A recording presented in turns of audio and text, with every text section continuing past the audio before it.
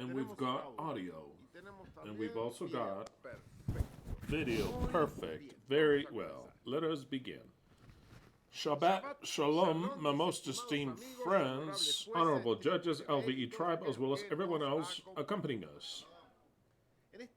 On this rather precious, radiant, spectacular day of Shabbat from California, the US of A, today being the day 22nd of Kislev, and it's on its way out, of the year 5994 from creation. Today is the 20th day of December of the year 2025. We are on the 5th day of Hanukkah. We are celebrating Hanukkah, this most precious feast, and today we shall study yet another chapter and rather special of Wisdom and Discipline, part 46, which bears the title Hanukkah 2025. Because we're on the 5th day of Hanukkah, in the midst of Hanukkah, but it bears a title that is super special, a title that is rather very spicy. In other words, a title that is very controversial, because it is, when will Yahweh retire? This whole subject that we'll have today is a gift from us of Hanukkah for all those who listen, and it is based on a question that somebody asked, and that today we shall answer. And the answer, I wish for every one of you may have it in their heart and may have this recorded. Know it by heart, as it's said in English, like the back of your hands, that you make it flesh in you. When does Yahweh retire or draw away? It's not that he retires, but it's just that his government retires from the earth. And today we'll learn something marvelous, and all the things that I'll talk about today, you already know it, but I want you to know it on a permanent basis and always at the same time. It's a subject that's extremely good, that's studying these prophecies once again. I was able to see, and I'll share it with you. So then, I believe today is a very special day. We shall begin by congratulating those who have had a birthday today, which are, well, not today, but this week, which are as follows: Gloria Janet Garcia Enciso, Colombia; Miguel Ángel Vergara Calderón, Colombia; Palbo Arley Medina Fonseca, Colombia; Emanuel Montero, Spain; Graciela Solís, Bolivia; Julimar Pastora Barrios, Argentina; Soraya Beatriz Rodríguez, Venezuela; Ramiro González Arguindegui Ruiz, Argentina; Embelsa Mercedes Siloc Barrientos, Guatemala; Gina Marcela Sopo Corredor, Spain; Pedro José Ceballo, the Dominican Republic; Mariana Macedo Santos, Brazil; Tomás Viviani, Argentina; and somebody that we're waiting for, and I hope they arrive, which is Antonella Cristabel Victoria Siloc Lee. And if I remember correctly, she is 2 years old, right? If I remember correctly, she is 2 years old today. So then they promised they would get here today to celebrate together this feast of Hanukkah, and also her birthday, and also Ale, that this time Ale showed up. This time, very happy birthday, that it was last week, but you were traveling in Yosemite. So then you told me that it was excellent, and now we have you here. Very happy birthday. So then, today we were going to celebrate Hanukkah, Ale's birthday. Ale came here, Antonella, I don't know, I hope she arrives, but we will have a super excellent time because it's Shabbat, and we're in the midst of Hanukkah. So then to each and every one of you, our friends that have had a birthday, a great, big, enormous hug to each and every one of you. And I'd like to present these presents. That way we start to take him out of the scene. We're going to present the Martinez lineage brought this gift to Brian. This character that is so It's from Zenitsu from Dragon Slayer, from Demon Slayer, right? Demon Slayer. This guy who's named Zenitsu. I've watched 2 seasons with Leslie about Demon Slayer. I have to finish watching the other ones. Hanukkah. It says, oh, that's true. Why does it say that? Let's see, it's Hanukkah. Very well, very well. Good thing you're paying attention. I just did it to see if you're paying attention.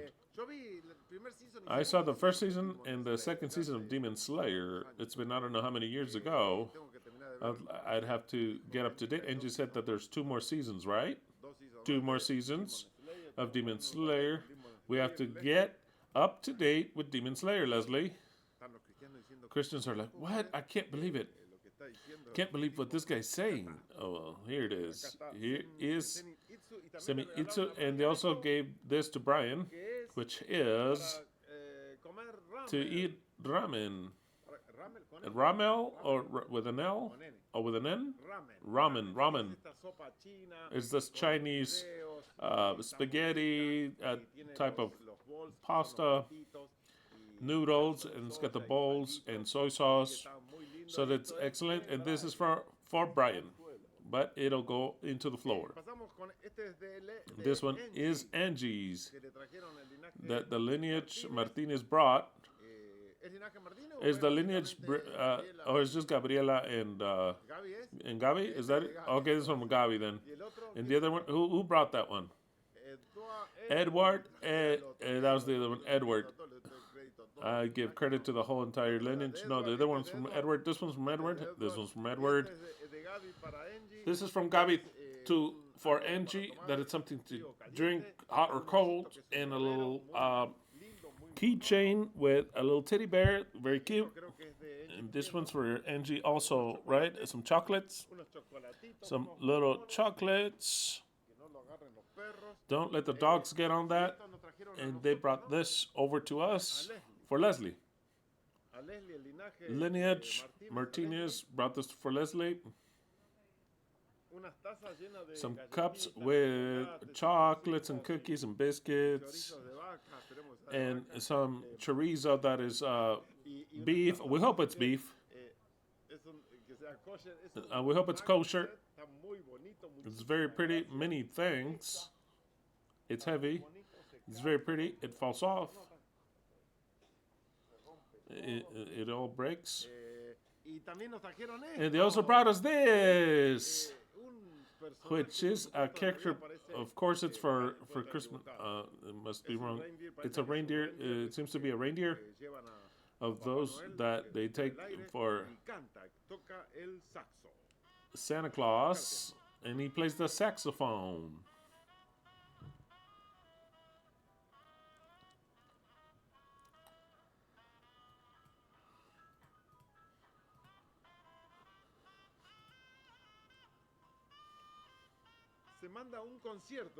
Such a concert.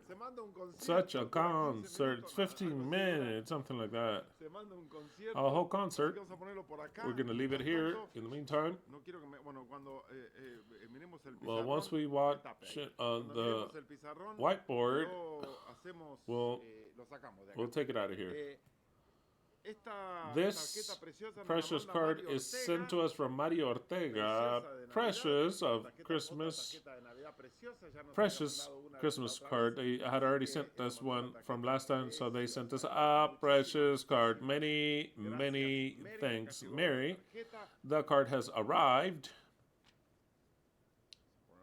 We're going to place it here. Demon Slayer. We're going to put it here.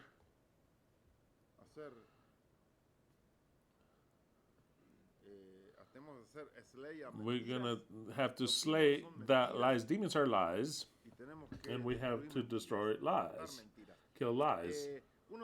One of the gifts that I gave for Leslie during Hanukkah is this bottle. This bottle I gave to Leslie, which is from the Boca Juniors Club, the official product, and it says London Dry Gin.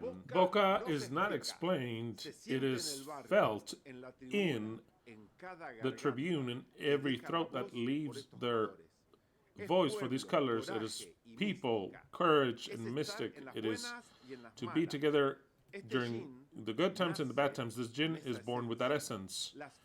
The blue flowers that make it up reflect that genuine soul, deep, loyal, and passionate. The intense gold of its botanical taste evokes the one victory by nothing by effort, and the laurels honor a written soul with unforgettable feats within and without. The field, it's not just a gin, it is Boca to enjoy. It's spectacular and it's very delicious, very delicious. Let's try it again so that I can receive the Boquense spirit. I don't know how this will turn out already, but we started with a Boca gin. The Christians say, I can't believe what I am seeing. This is gin, mind you. Wow. So delicious. Also, the cap says Boca. Oh, this is so delicious. Mamma mia. This is the little hand that is in the invitation of Leslie.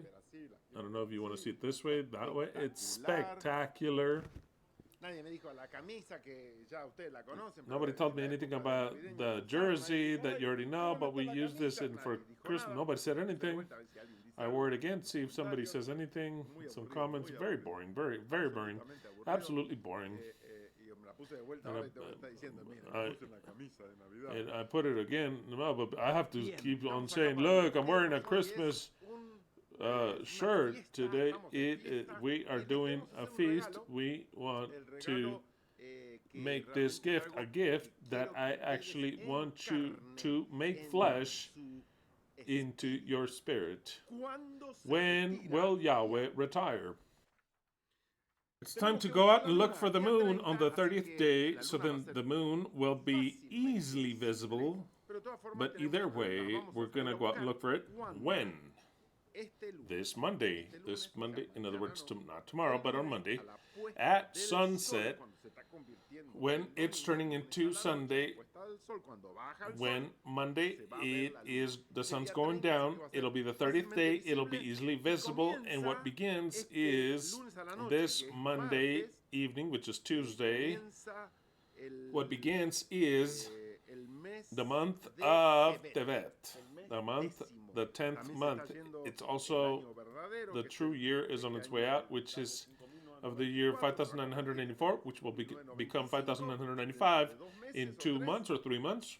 So then, everyone pay attention to go look for it, because this Monday, December 22nd, the month of Tevet begins, but it'll be tomorrow, Sunday, pardon me. The moon will be tomorrow, Sunday, because today is 29th. I said it backwards? Okay, so it's the 29th, so tomorrow. Forget what I said. The vodka is going into effect tomorrow. Tomorrow is the 29th. Tomorrow's the 30th. Tonight, 29th. Tomorrow's the 30th. Tomorrow evening. So this the 29th of Kislev. 29th of Kislev. Tomorrow's the 30th of Kislev. It's the last day of Kislev. So then, tomorrow, the moon will be seen. Not on Monday, but on Monday the month begins, in other words, tomorrow evening. So then, everyone tomorrow go out and look for the moon. Very well.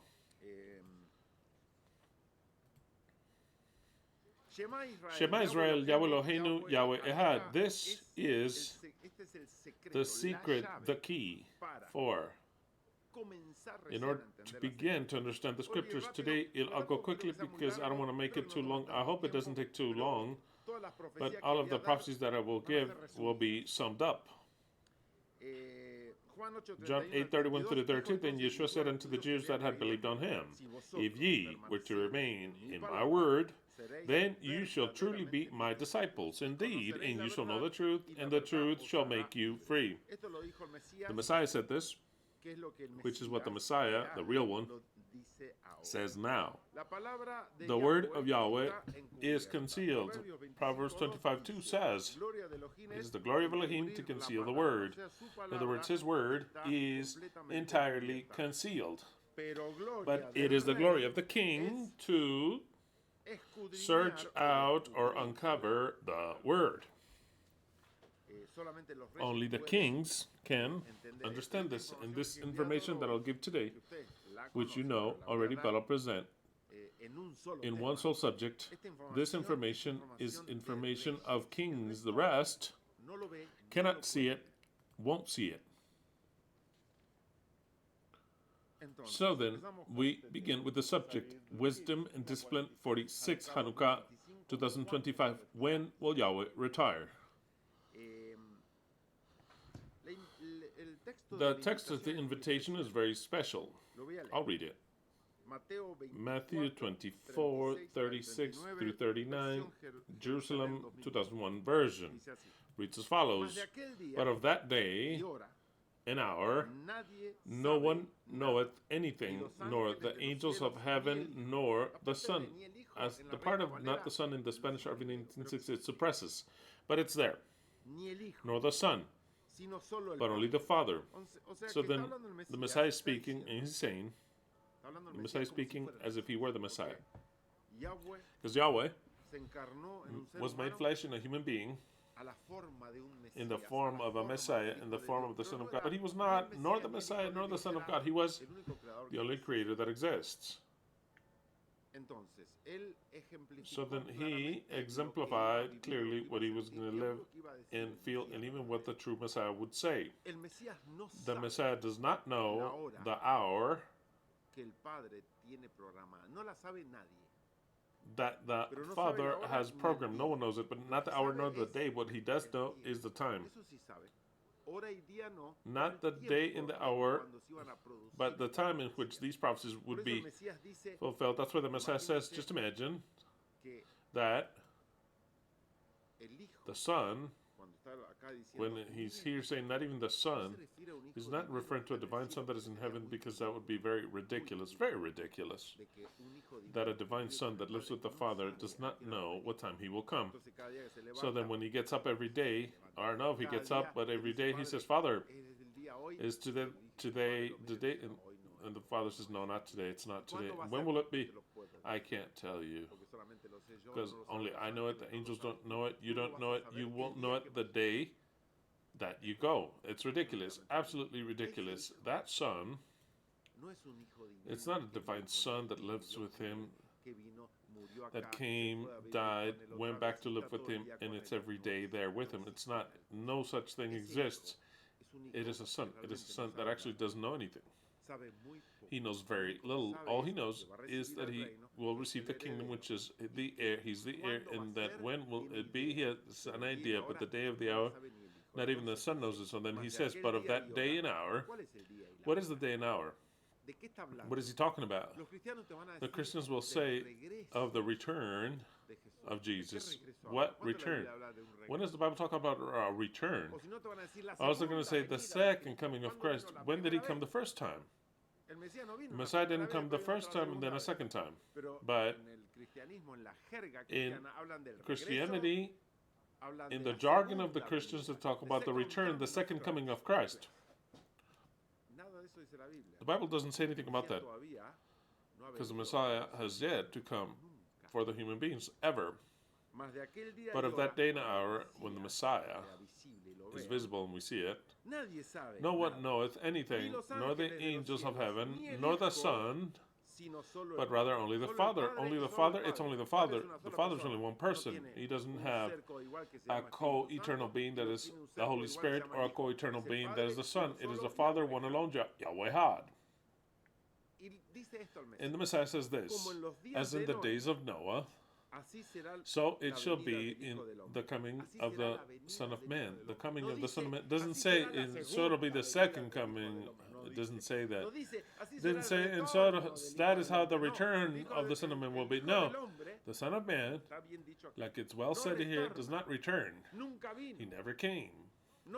He does not return. He never came. And he says it very clearly, the Messiah does.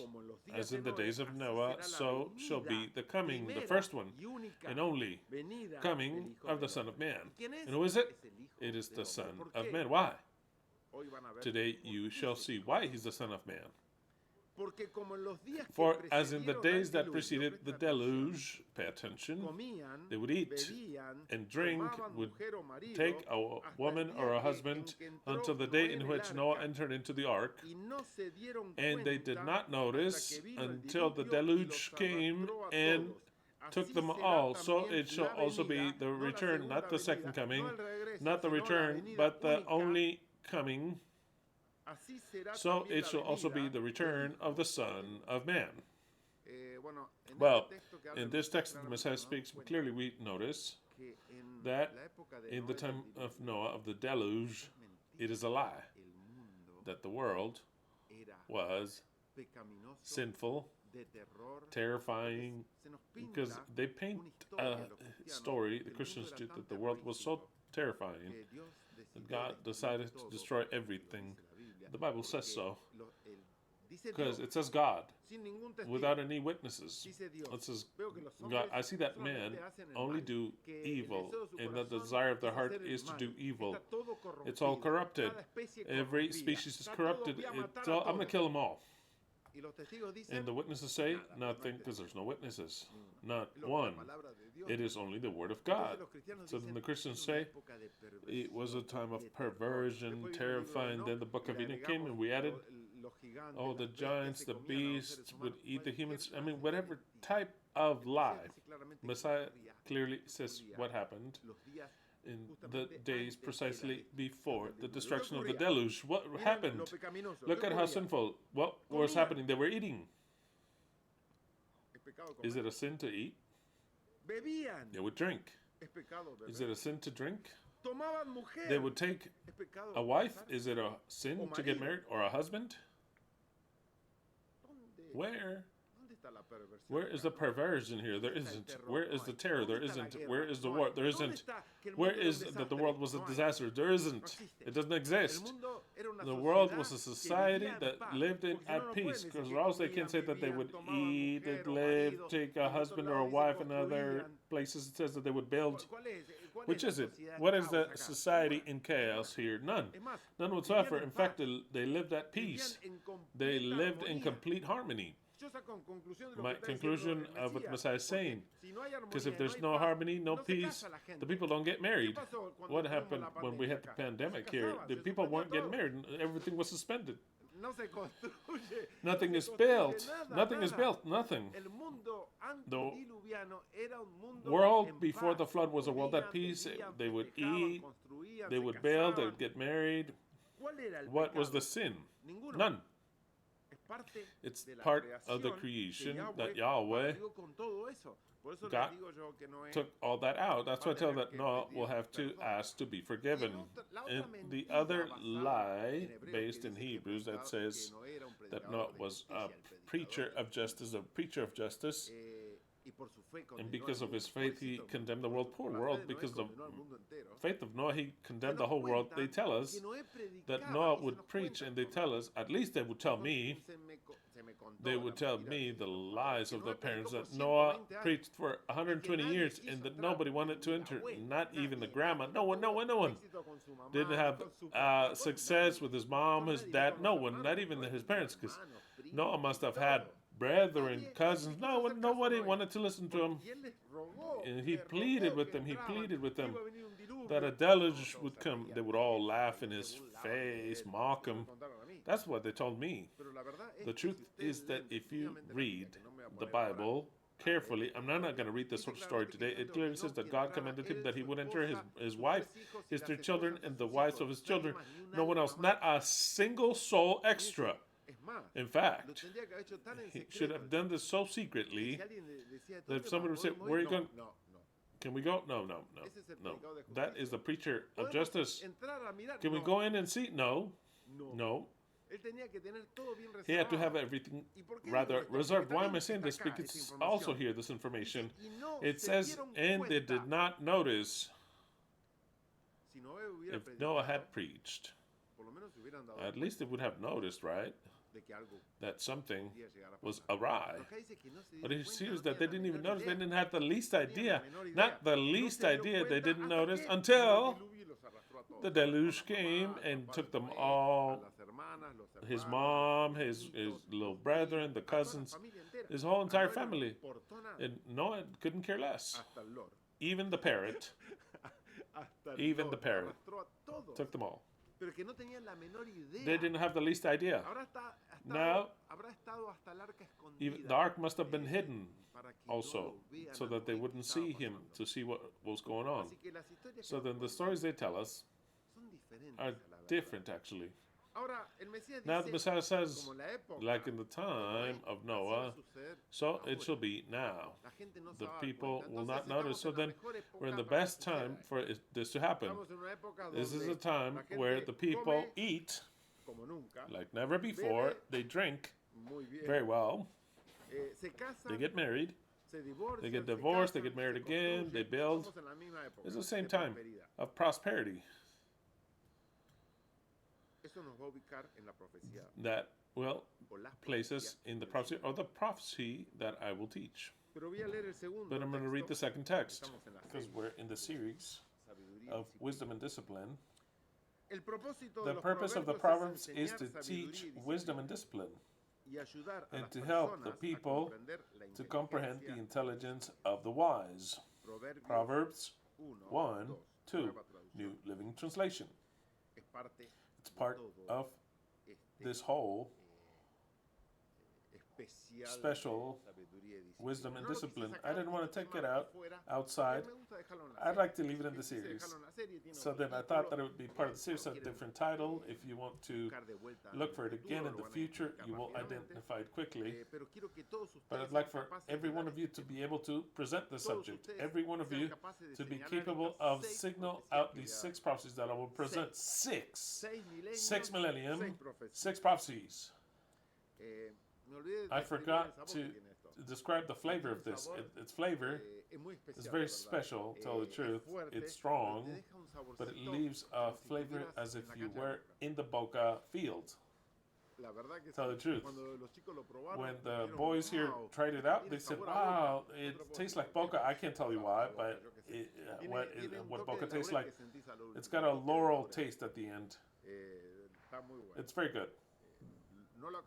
I don't advise you to drink it before speaking in public. Very well. The question is as follows: that gave birth to this subject. I follow the question. Reads as follows: says, hello. It's been a time that I've been watching the videos, and this information has no prize. It cannot be found anywhere. I'm sure that you've explained this before already. There are so many videos to know where. I'd like for you to explain to me, or at least signal to me, what are the most important points in how you base yourself into saying that the return of the Messiah and this cover of lies and deceit would end in 2032. My question, I'm not asking this to generate any type of controversy. On the contrary, this passionates me, and I'd like to form my prophetic base in a secure way. To form my faith. I enjoy the videos, and I thank you wholeheartedly. The question, there's a mistake. The mistake is? Do you know where the mistake is? You don't know where the mistake is. The mistake he added was, I'd like for you to explain to me, or at least tell me how you base yourself in saying that the return of the Messiah, saying that the return of the Messiah and this stage of deceit would end in 2032. The Messiah does not return. To return means that he was here before, and now the Messiah returns. The Messiah was never on earth. never was the Messiah on earth, nor any part of the history of the earth. The Messiah does not return. The Messiah does not come as a second time. The Son of Man forms in the period in which he is elevated to Messiah and then later the owner and God of the earth.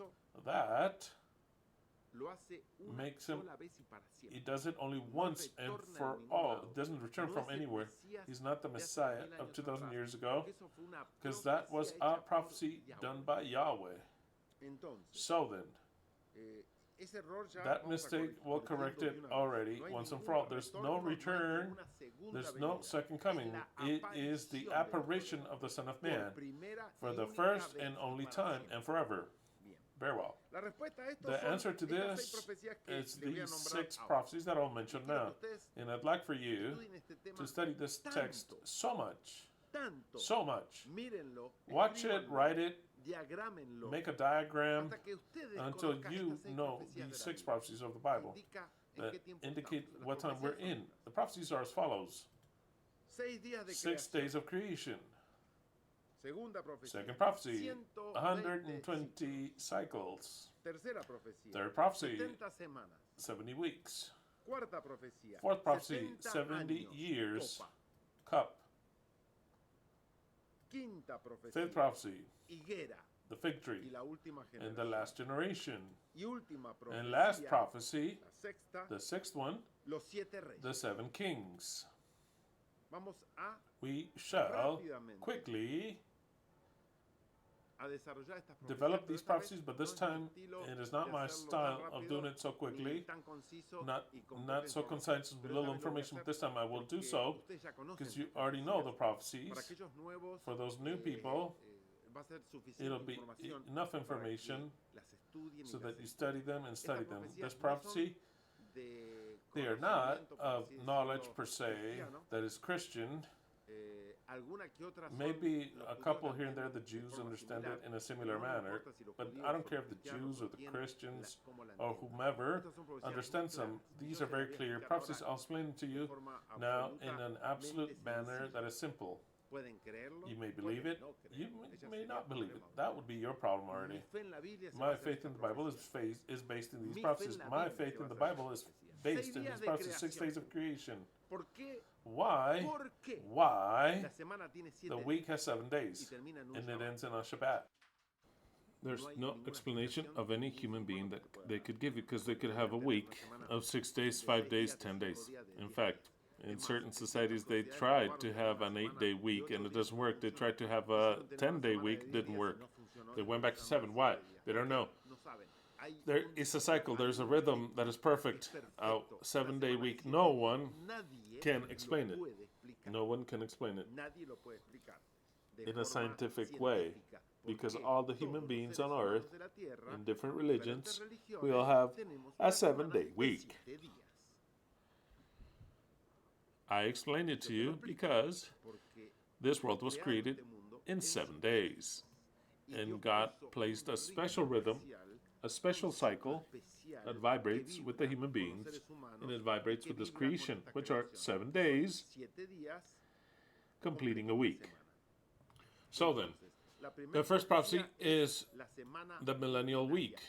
Yahweh formed the creation in 6 days of work of His, and every day represents 1,000 years, because for Yahweh, 1 day are 1,000 years. So then, every day, there's a lot to say about what happened every day, but I'm only going to say 2 or 3 characteristics. For example, first day of creation. First day of creation. The creation begins on the month of Aviv. Not like the Talmud says that it begins in the 7th month of Etanim or Tishri. It isn't so. Originally, the Jews had the creation begin in the month of Aviv. Then other Jews came along when the Talmud was designed and they wrote it, and there was a great fight amongst them saying it cannot begin in a different month that is not that of Aviv, but they came and they said, no, it's in Etanim and Tishri, because they had they had been contaminated with Babylon. That's why the Talmud, the most important one, it is the Talmud written in Babylon. That is why it's called the Talmud of Babylon, or the Talmud Babli, the Talmud of Babylon. And it's got many ideas of Babylon, of Greece, of many things. Amongst them, they adopted a new calendar, starting in the 7th month. But the wise men, the most wise of their time, they sustained that God created the world on the 1st of Aviv, and that's the way it was. The creation began in what spring begins. It has all the logic in every aspect. So then, the creation begins Aviv 1st of the year 3669 before Christ. Don't pay attention to that date, because you're going to say, where do you get it? I'm not going to explain it here now, how the whole calculation is done. Don't pay attention to it, but I'll give you the date. 3969 before Christ is how it begins on the 1st of Aviv, in Yahweh, the creation of the world. So then, first day. What does the first day say? The first day, basically, what it says, what the scripture says in Genesis chapter 1, that God begins the creation of heaven and earth. And basically it says Elohim created the light and separated it from darkness. No one understands this, because the sun, he creates it on the 4th day. What is the light that he created? Well, it's all the physics principles. I don't care about that, though. It has to have a meaning that is spiritual, prophetic. What is the prophetic meaning? That first day represents a millennium. So then, this time I will take this character out of here. We're going to place it over here. Yeah, right there. In this whiteboard, I placed 1, 2, 3 quadrants and 6. This one's a little bigger because I needed to add other dates, and that's how it would enter. Supposedly they all have the same size, right? 1, 2, 3, 4, 5, 6. They're all 1,000 years. 1,000 years. So you understand it graphically. So then on the first day of creation, it represents the first millennium. The first millennium goes from the day 1, or from the year 1 to the year 1,000. That's the first quadrant, the first millennium. We have to find things clearly that have, at a prophetic level, what is the creation of the light and the separation, the light of the darkness, because Elohim created the light and he separated it from the darkness. So then, first thing that we can say is that Elohim begins the creation, like exactly the first day of the week, in those 1,000 years. And Elohim created something which there is no concept of regularly in the Christian churches. It does in Judaism, that he created good and evil. Because for Elohim, that there was nothing created here, good and evil did not exist. No one could understand, or no one existed to understand what good and evil is. And before man existed, he created what good is, which is light, and evil, darkness, and he united them.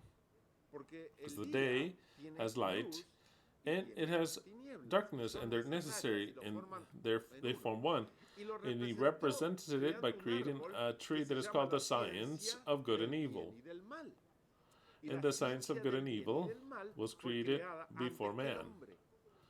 So then the first thing that he created of light and darkness, he created what would be good and what evil would be. And he summed it up in everything that he would do during creation. He also created and designed life and death. It's got to do with light and darkness. Light is life, and death is the absence of life, and darkness is the absence of light. There's no such thing as darkness on its own. There's no such thing that is darkness. No. What there is the absence of light, which is what we call darkness. So then, He, by starting to create the life that he created to create life on the first millennium, he creates what life is. Life, even the human one. See this prophetically speaking, the human life, the animals, the plants, everything, he created life and he also created death. So then the creation of the light and darkness is the creation of good and evil, and the creation of life and the creation of death, which is the absence of life. Now, in good and evil, we could also say that evil is the absence of good. When there's no good, and sometimes it's evil. In itself, it's evil because there's no good. Do you understand what I'm saying? So then, that represents the light of the darkness. And also, he separated them. Because life and death are not stuck together. Once you go from life to death, you don't return back to life. There is a separation thereof. The dead are completely separated from us. Absolutely separated from us. And evil is separated from good. It is very good that what good is and what evil is. But they're joined at the same time because he made him in a tree. A representation, the science of good and evil comes from one sole entity. That tree is good and evil. We have good and evil. We also have life and we also pass on to death. All those things is what he designed, created on the first day, which is projected everywhere. Very well. Moving on to the second day quickly. Second day is second quadrant, second millennium. In the second millennium, the Bible says that he created on the second day. Elohim separated the waters from the waters. Of course, in what is literal, the earth, which is flat, absolutely flat, it was covered with water. I explained that in the previous subject. It was covered with water. They could not see the earth. So he separated the waters from the waters, and so then by taking the water out, he left something uncovered, which was the dry part. And the waters from above, they formed this. A firmament, a crystalline dome, absolutely clear. That is the physical part. What is what he, besides making that physical, what is that he was planning prophetically speaking? How can we see as kings what he is telling you that he would do on the second day? On the second day, Elohim separates the waters from the waters. How is this fulfilled in a prophetic manner? In the year 1657,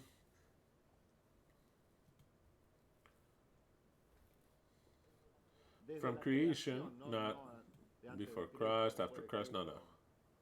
I was looking a blue one, I can't find it. In the year 1656, give or take here, this is the year 1000, 1500, 1656. A whole chaos starts off here. It's the second day, and it says that he would separate the waters from the waters. But something visibly strong, we have to see that would happen on the second millennium. And what took place is an event, clearly so, catastrophically so, and that was worldwide. What was it? The deluge. The deluge is produced in the year 1656, in the second day, millennial day, not by chance. Here we're not talking about chances here. We're saying that he would separate the waters from the waters. It is because he put the waters back together. He made those waters fall that were above.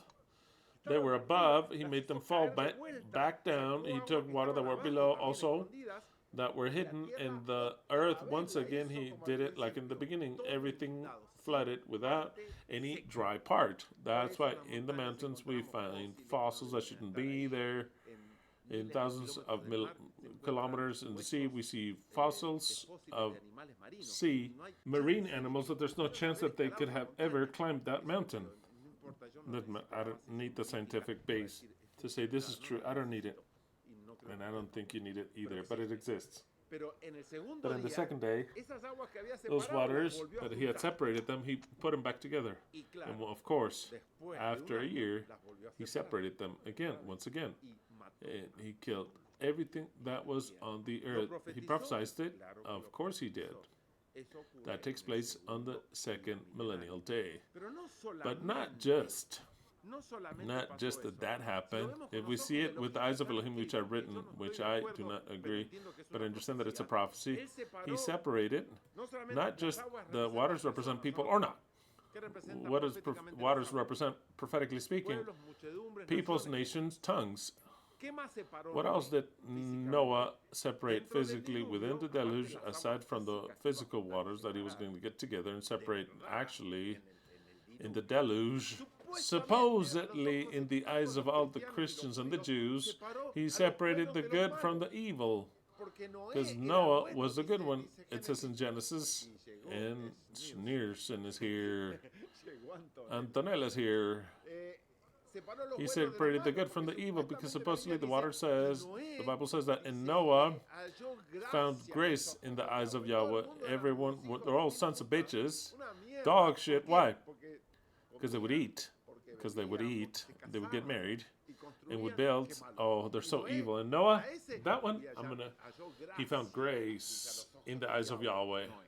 So then, Noah says, I'm going to separate you, your wife, your 3 children, and the wives of your children from these evil people that get married, they eat and drink, they build. No. So then he separates the waters right there. Prophetically speaking, it also is fulfilled what it says that he separated the waters from the waters. He separated the good, which were water, from the other waters that were evil. He separated them. In other words, he killed those waters. And also, what takes place is another event that is brutal in the year 1996 of creation. When we're about to wrap up, we'll put this one here. A little tower here. Well, let's imagine that it's a tower. In the year in which is still the second millennium of creation, which corresponds to the second day, another separation of the waters takes place. I mean, this is marvelous. This is marvelous. Yes, absolutely marvelous. Another separation of the waters. What takes place? The Tower of Babel. What takes place in the Tower of Babel? Yahweh says, I'm not enjoying this, that everyone speaks one language, that they have the same words, that they're all together, that they're planning a great city amongst them. I'm not liking this at all. I'm going to do what? Separate the waters. And he descends, he destroys their tower, and he separates the waters. So then, notice how the guy, which is God, Elohim, he separated the waters from the waters, how he fulfilled that on the second day, because both the Tower of Babel, the separation of the good from the evil, and the separation of the languages, where he creates the languages and separates the peoples and he sends them afar, Elohim does it on the second day. So then, everything that Elohim was saying that he was creating, he also had strongly prophetic connotation that we can see what would take place. So then we advance. Third day. I'm going to go there quickly. Third day. Third day, we're on this day here. What took place here? Well, in the Bible it says that the third day Elohim shows the earth, and he creates the trees and vegetation. What did he create? Something which is relevant worldwide for us and for everyone that can see. What did he create on the third millennium? Something which stands up until today. You can't say that he just created something that says, oh, he created that. No, he created something. He created something on the third millennium that today dominates us all. Oh, yes. At least the first part thereof of that creation. Then it becomes a beast. Now, I'm going to show it to you. What did he create on the third day? The most important thing that is comparable with vegetation, with the trees, with something of what he created the people of Israel. On the third day, third millennium, the people of Israel. So then Abraham is born in the year 2008 of creation. The Jews say 1948. It's not 1948. 2008 of creation. In other words, well into the third millennium. In 2083, Elohim shows the earth to Abraham and says, Abraham, I want you to go to a land that I will show you, a promised land. So then he's showing the land. And he says Yahweh showed the land on the second day. Yahweh shows land to Abraham. He forms the people of Israel on 2108 and 2168. Jacob is born. 2433 Moses is born. In 2513 Elohim put the waters together and he discovered the dry land between the Red Sea. And in 2513, approximately the same year, Elohim gives the Torah to the people of Israel. So then, who is the vegetation and the trees? Israel. Israel represents a special people that Yahweh was forming. It's not that there weren't men upon the earth. No, Elohim shows he creates something special that did not exist up until that day, which is the people of Israel, and he hands over the Torah. That is what the creation of the third day represents. Now, moving on to the fourth day. What does Yahweh create on the fourth day? Here is where we have special markers that we'll study later. But on the fourth day, what does he create?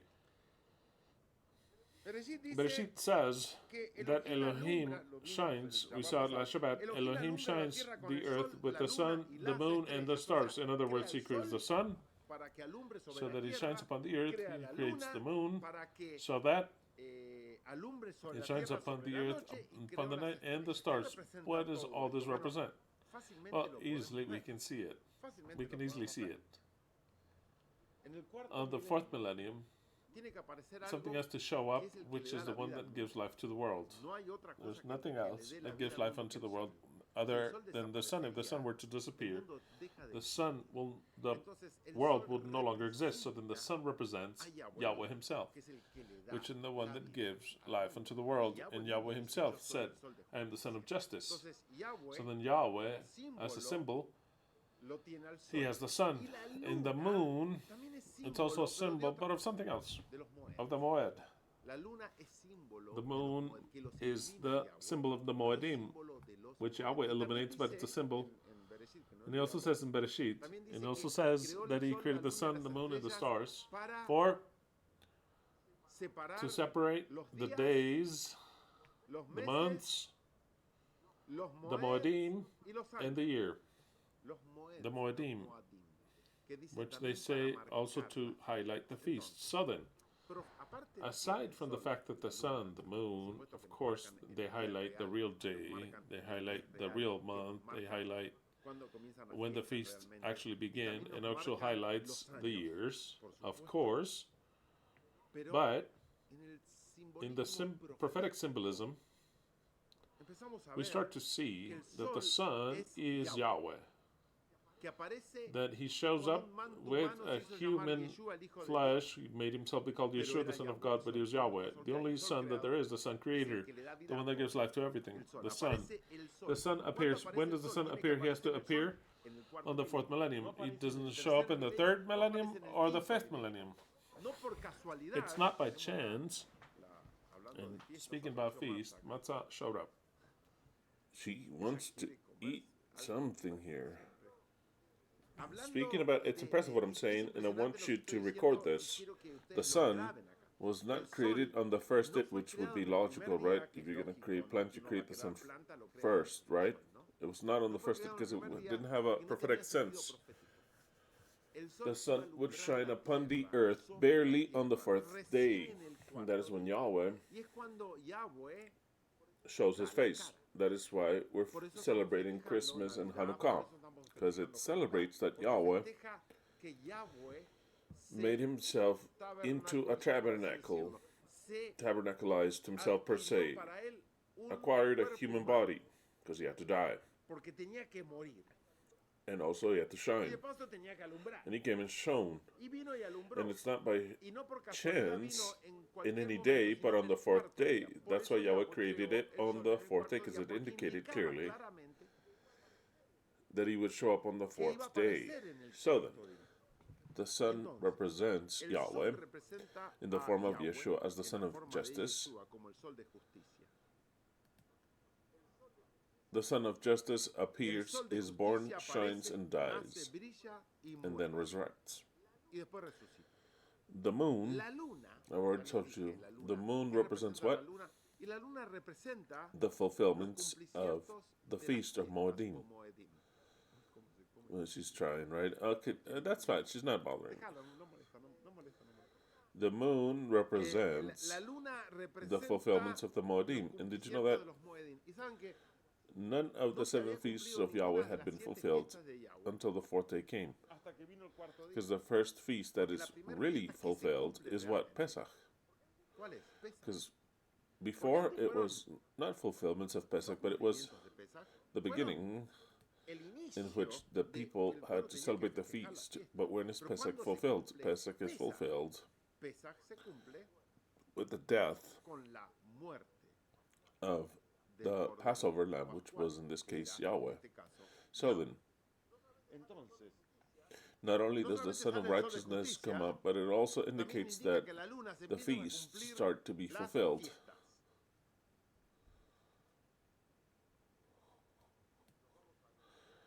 And now we go into day number 5.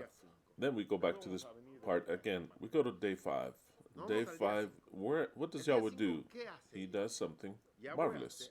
I'll read it to you. Bereshit, or Genesis 1, 20 to 23, reads as follows. Bereshit 1, 20 to 23. Elohim said, "Let the waters bring forth living beings, fowl that fly above the earth in the open firmament of heaven." What was the firmament? The space in between water below and water above. And Elohim created the great marine monsters. What did he create?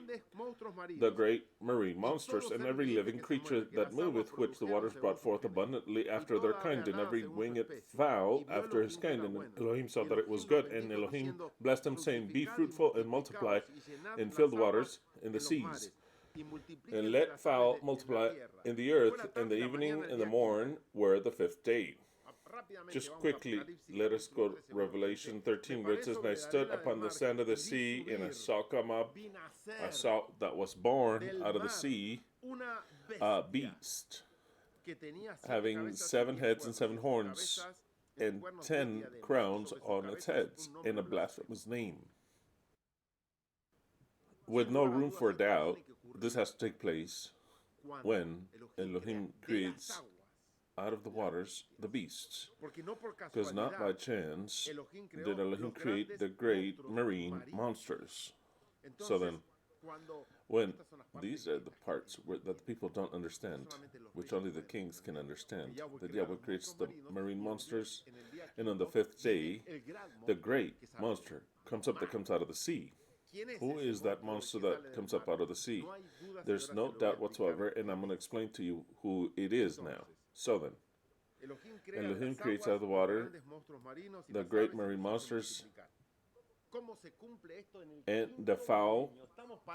How is this fulfilled in the 5th millennium? We're standing already after the death of Christ, after the death of Yeshua. We're on the 5th millennium. And you might say, "No, but Israel," which you already know that it's the beast, already existed. There's a great difference. Here, Israel receives a fatal wound, and it has to rebuild itself.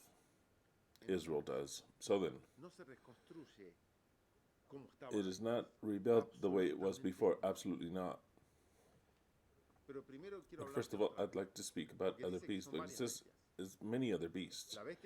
The beast of Revelation 13 says clearly, "And I saw that a beast out of the sea came out." It's talking about Israel. Now I'm about to explain. But first I'll talk about other beasts that are born on the 5th day. The first beast that is born in the 5th millennium that I would like to mention is Christianity.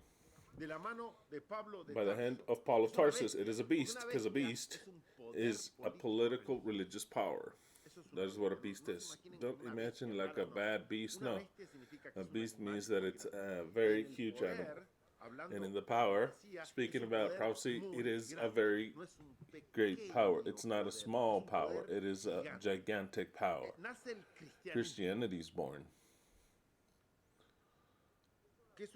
which is a religion that worships a false Messiah and was founded by Paul of Tarsus. So then, the first beast that is born out of nothing, in other words, out of the waters, where the people are, is Christianity. The second beast that is born, in importance at least, I'm not talking about during time, in importance, it is Islam. Islam is born in the year 610 after Christ, by the hand of Muhammad, in a place where there's lots of people, but of course, and is born a religion that would become a monster. It's the three monsters of the world: Christianity, Islam, and Judaism. Those three beasts are born precisely on the 5th millennium. It is not by chance. It's not by chance. So then we've got the Christian beast, the Muslim beast. I'd like to highlight that papal Rome, which what the beast begins of Christianity that gives political power.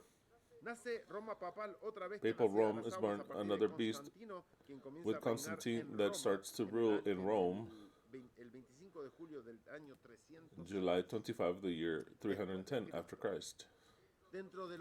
Within what these beasts did, brutal, they changed Sunday, and they sanctified Sunday, and they took out the Sabbath, which must have been designed by Yahweh. He created it that way. They imposed the Trinity. Absolute paganism. No Trinity exists. And then the beast, already politically great, or papacy, which is a beast, is installed in Rome in the year 5038. All these beasts are born where there's lots of people. Paul of Tarsus, Christianity, people, Rome, and Islam. Now, let's talk about the actual beast, the beast that dominates the whole world, and that subjugates those beasts, which is bigger than those beasts, that has more power than those beasts, which is Israel. The beast is born on the 5th millennium. And you can say, but you just told us that Israel was born in the 3rd millennium. But in the 3rd millennium, the people of Israel is born, not the beast Israel. On the 3rd millennium, Israel is born with the Torah, with the prophets, which God would send them. They complete the Tanakh, which is the Old Testament. Then the sun comes to that people of Israel, reduced, small, without any world power. And the sun comes, shines, and dies, and leaves. And the beast receives a lethal wound, to the point that they are left without a city, without a country, decimated all over the country.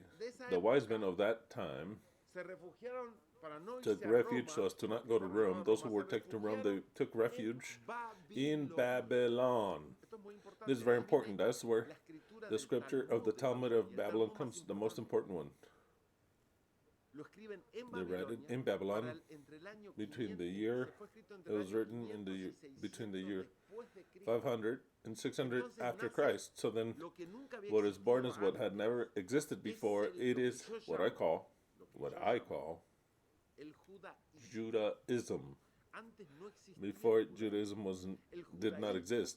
Judaism, known as Judaism, based in the Talmud and the Torah. Even if they say the Torah is not based on the Torah, it's based on the Talmud. Judaism is a religion that doesn't have any sacrifices. It doesn't have a temple. It is a religion that is absolutely different to what Israel would practice. So then, I'd like for you to bear something in mind. Israel was the people that God formed. I'm not going to say the chosen people. I could say it, but chosen people to form the beast, not the chosen people for salvation. So then Yahweh forms Israel, the trees. Then the sun comes, And then he does away with everything. He destroys the temple, destroys the city, takes him out of the country. And the wise men that were left in Babylon, they start to write something so as to not lose their identity, but they create a monstrosity which is called the Talmud. So then all that religion is now based in something new, which is the Talmud, which is a mix of the Torah with all kinds of wisdom, Babylonian wisdom, of Greece, and of other Occidental and Oriental religions. That's why they have the tree of life, which is philosophy, Oriental philosophy, clearly. All those types of things, a whole mixture that they did. Well, that mixture was what they wrote, and they placed it in the Talmud. That is where what I want you to record is born. Judaism. Judaism had not existed before. The people of Israel existed. And now Judaism is born. A religion that does not practice sacrifices because they have no temple. They don't have a Levitical order. They don't have it. So then it's a new religion. If you compare Judaism of today with the religion that was practiced in the time when Yeshua came, it's completely different. It's a different religion. Completely different. Now, the only thing they do is just quote and are based in the Talmud. So then, the beast is born, which is actually a resurrection of Israel after having received a lethal wound, but it is a new beast. It's new, based in the Talmud, without a temple, no territories, no sacrifices. It has other ideals and goals. That's why Revelation 3:13, 1-10 reads as follows. Revelation 13, and I stood on the sand of the sea, and I saw come up out of the sea a beast, come up that had 7 heads and 10 horns, and upon his heads a blasphemous name. And the beast which I saw was like unto a leopard, and his feet were as feet of a bear, and his mouth as the mouth of a lion. The lion and those things. The lion represents Babylon, the bear Persia, and the leopard represents Greece. It represents that beast, that religious political beast would have a new religion, mixed with the influence of other pagan religions. That is Judaism. And the dragon, which is Yahweh, you already know this, in the language that is concealed. And the dragon gave him his power. God gave him his power and the seat and great authority. And I saw one of his heads as it were wounded to death.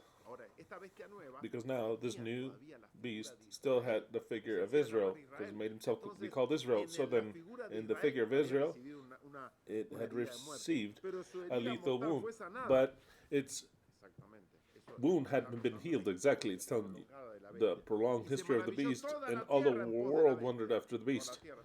The whole earth is marveled and dominated by it. And they worship the dragon, which gave authority to the beast. The whole world worships the God of Israel. And all the Christians will tell you, the Christians worship the God of Israel. The Jews worship the God of Israel. So then, everyone worships the God of Israel. The Muslims also worship the God of Israel, because they're the sons of Abraham. So then they worship the same God. They all worship the same God. It's a false God, because it's not the true Yahweh. I want you to understand. It's God the Creator, but the image that He gave is the image precisely of the signs of evil. The signs of evil directly. And they worship the beast, saying, who is like unto the beast, and who will be able to fight against her?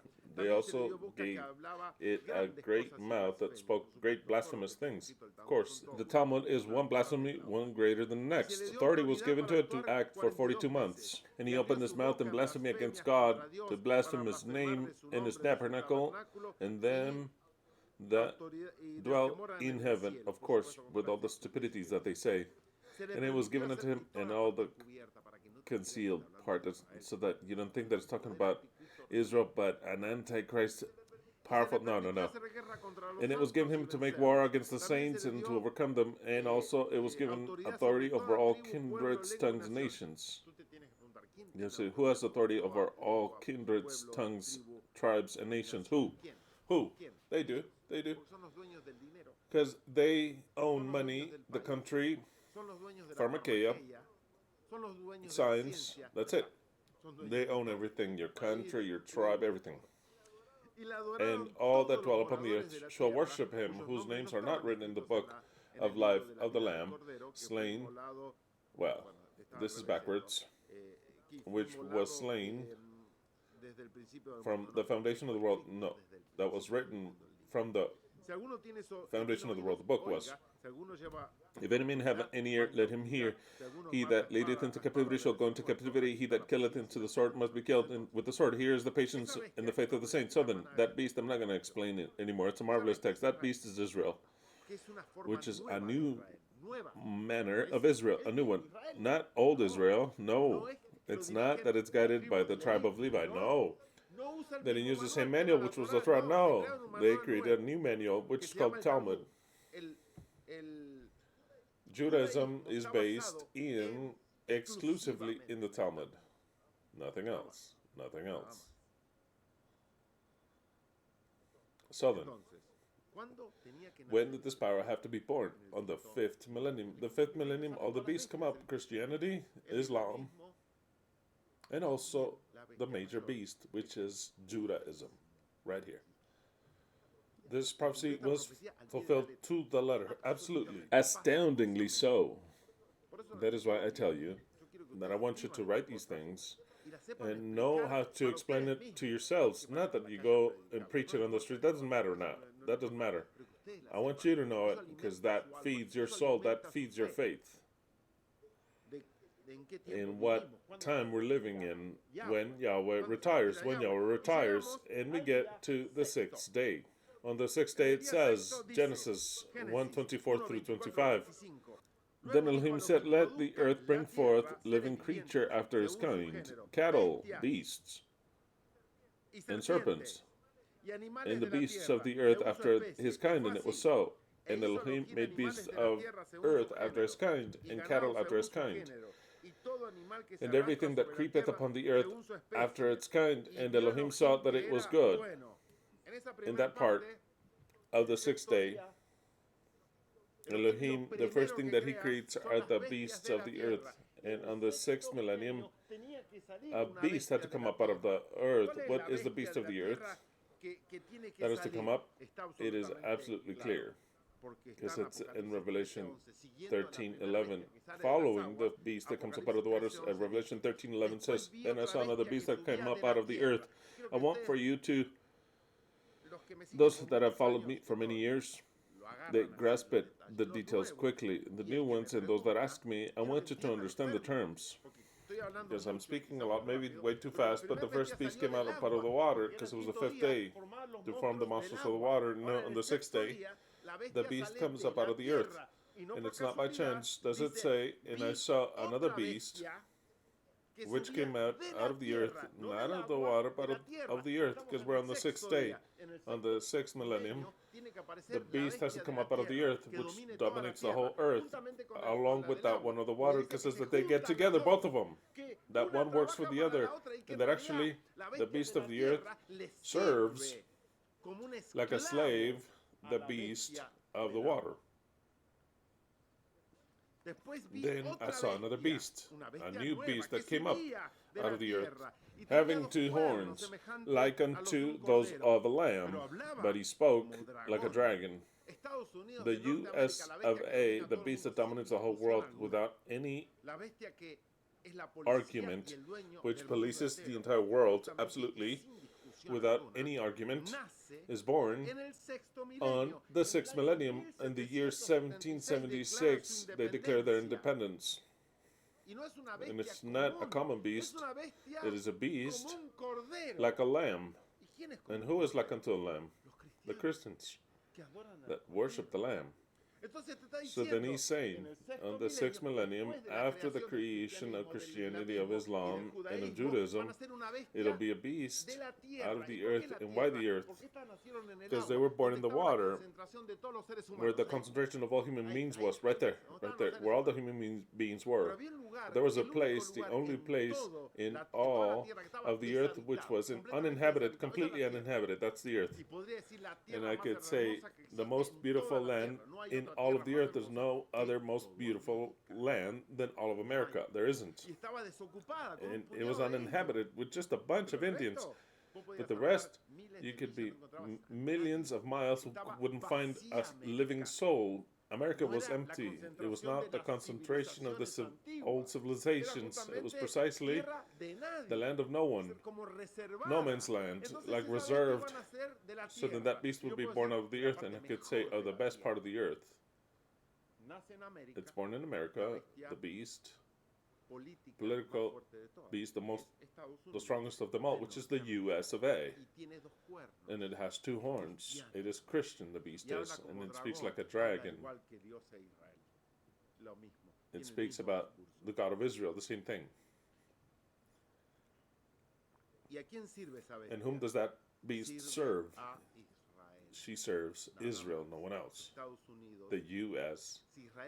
If Israel exists, it's because of the U.S. If Israel subsides, it's because of the U.S.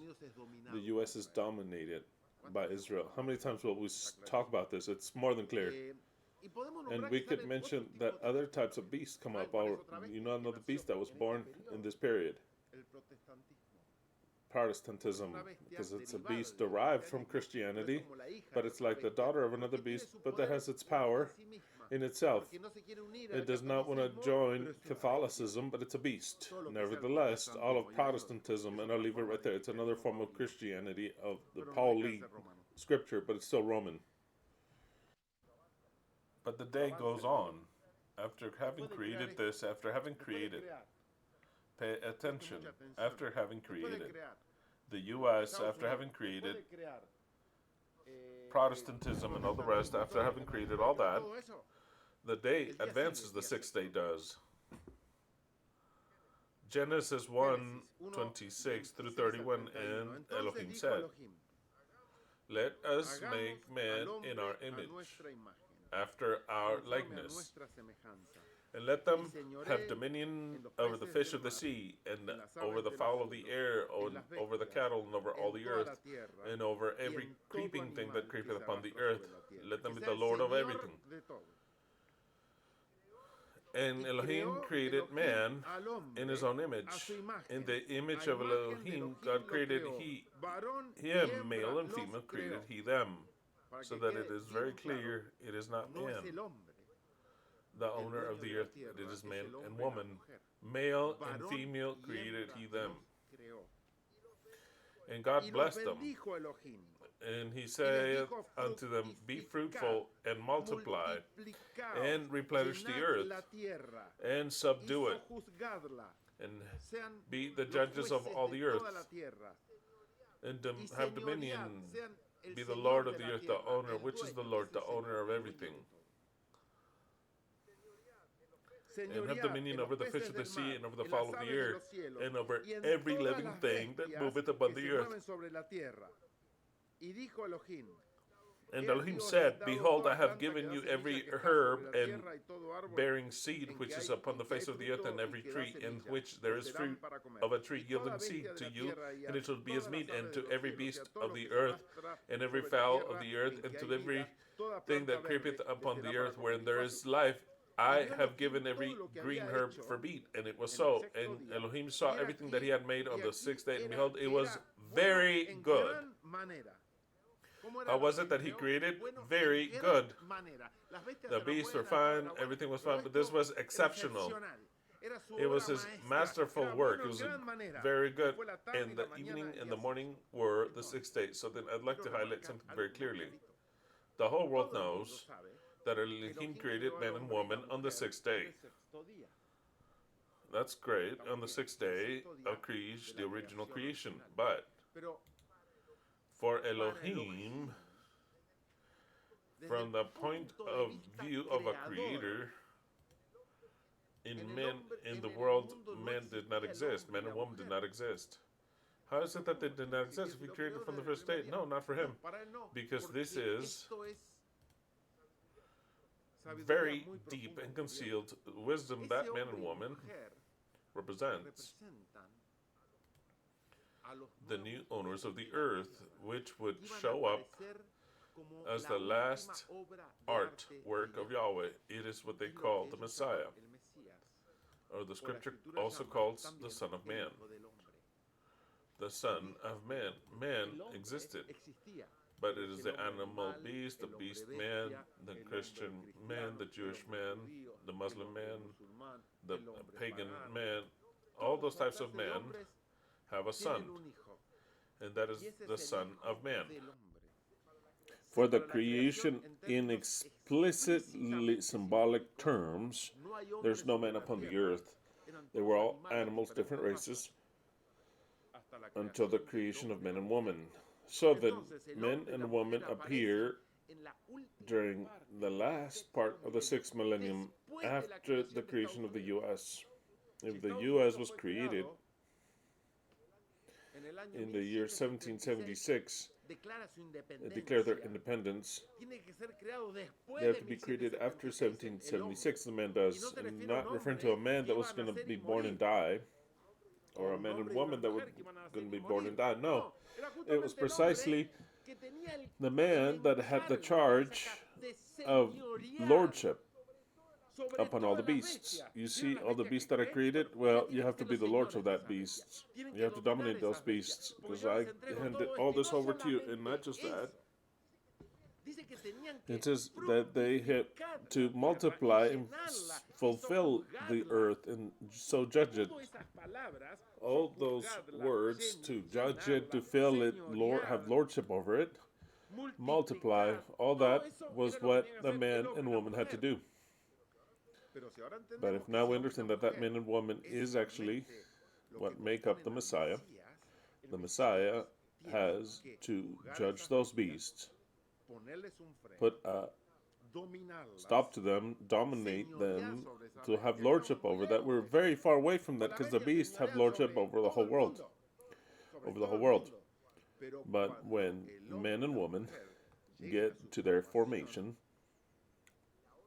the command is, you have to dominate everything, because you're the owners of it all. And you have to multiply yourselves on the earth. Your mind goes, you have to have many children. And yes, that's what it says literally. They're alone and they have to have lots of children. And how do we see this prophetically speaking? Exactly. Because the Messiah is man and woman, and they have to have children. It's not that they're going to fill it from their children that are begotten by them, but at a level that's literal of the word, but rather in the symbolic way. The begotten children of men and woman are all the people that have been born, live, or that have died. They have to be begotten once again by the Messiah. What it means is that the Messiah hands them life, and he starts to multiply the inhabitants of the earth. Because the earth, the inhabitants have died. You have the living, but those that have died, that is to multiply. Because he has to resurrect them. They're all symbols, marvelous ones, that no one understands, except for the one that will fulfill these prophecies. So then, we've already seen the beasts, and now in the sense, figuratively speaking, of what the antitype is of men and women. Men and women represent the Messiah, who is formed after a date. I've given you all the dates. 1776, there's another formation of one last beast that is a part of the same beast. But since it's got its individual prophecy, I'll identify it, which is called the fig tree. The fig tree is born here in 1948. The fig tree is born. And if the fig tree is born in the year 1948, that a vegetable creation, which is a beast actually, is still needed to be done. The beast had to take possession of her territory, which is part of Revelation 17 that we'll see now right after. So then the beast, the last one, that had to be born and take possession thereof of its place was the fig tree, as an individual prophecy. So then, men and women had to be born after 1948. And when I say to be born, it's not the formation of the human that will make up the Messiah, but rather the Messiah in the composition of the Messiah. And all of us were born as part of the system, but it has been formed. The Messiah was being born. No one understands this more than us, but the Messiah is formed after 1948. And that mark of the period is the one last creation of Yahweh, and it's got its moment in which it will rule upon everything. So then, this prophecy of the 6 days is magnificent, absolutely magnificent. They cannot take one word away from what I said if you comprehend it, but I want you to learn it yourself by heart, like the palm of your hand, to know everything that I've just said here. And this last part, Yahweh creates the Shabbat.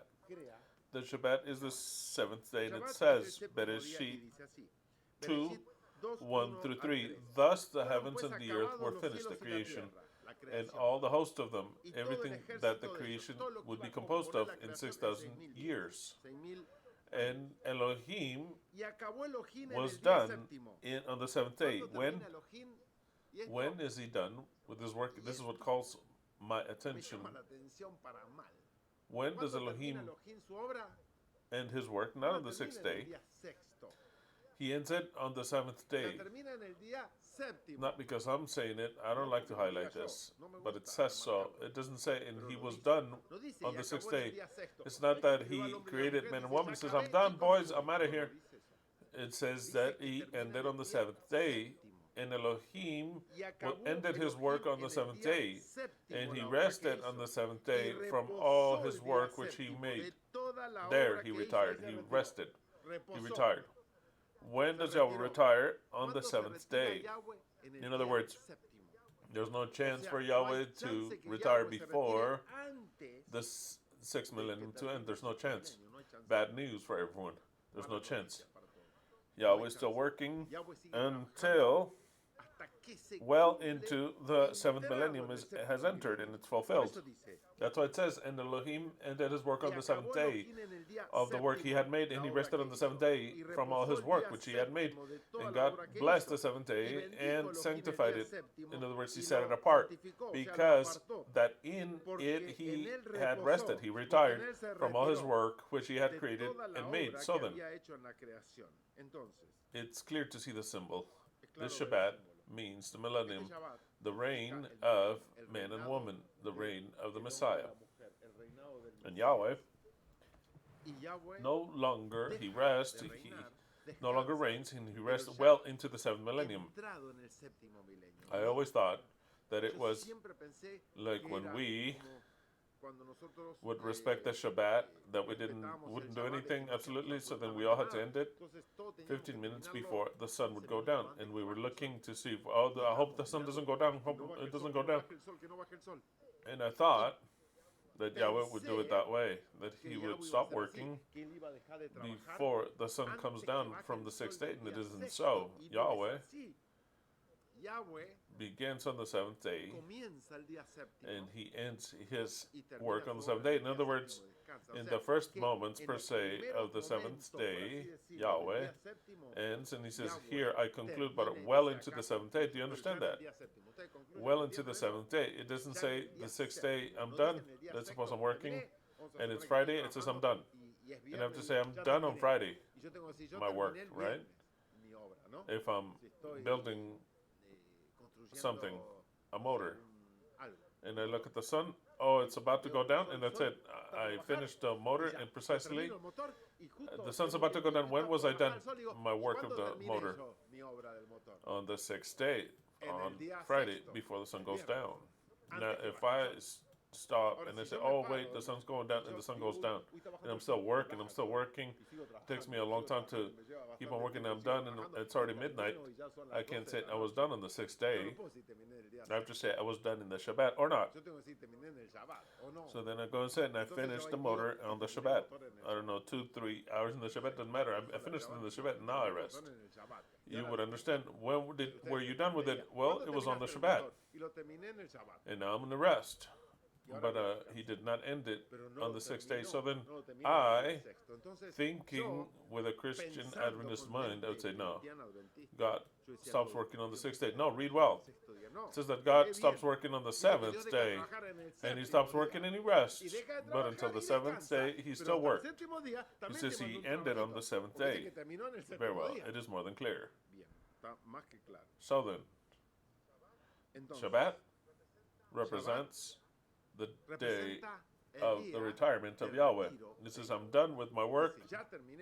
Guys, it's already the Sabbath. I bless you. And the day he blessed the Sabbath, and actually what he's blessing is the owner of the Sabbath, which is man. So then the blessing. I know this is a brutal subject. That is a cold bucket of water. The blessing of Yahweh comes not on Friday. When does the blessing of Yahweh come? On the Sabbath. It is clear. I'll read it again. It says, and the heavens and the earth were done, and all their host, and Elohim was done on the seventh day, well into the seventh day, the work that he did, and he rested the rest of the seventh day of all the work he did, and Elohim blessed the seventh day. When did he bless it? On the seventh day. He didn't bless it on the sixth day. Hey, the sixth day, the seventh one, it enters it about blessed day. No. He said on the seventh day he blessed it. And he set it apart, sanctified it. Because he rested of it. He says, I'm going to bless it because I'm already retiring from here. So then I'll bless it. And what is he blessing? He's blessing the new God of the earth, the Messiah, the Son of Man, the male and female that are in charge of the world. That's why he gives them his blessing. He says, I hope you do well. I bless you to give you everything you need to rule, to be the God, to be the judge, to have power. But all that takes place on the seventh day. Not before. On the seventh day, it takes place. So then, there you have the first prophecy. The prophecy is the 6 days of creation and the Shabbat.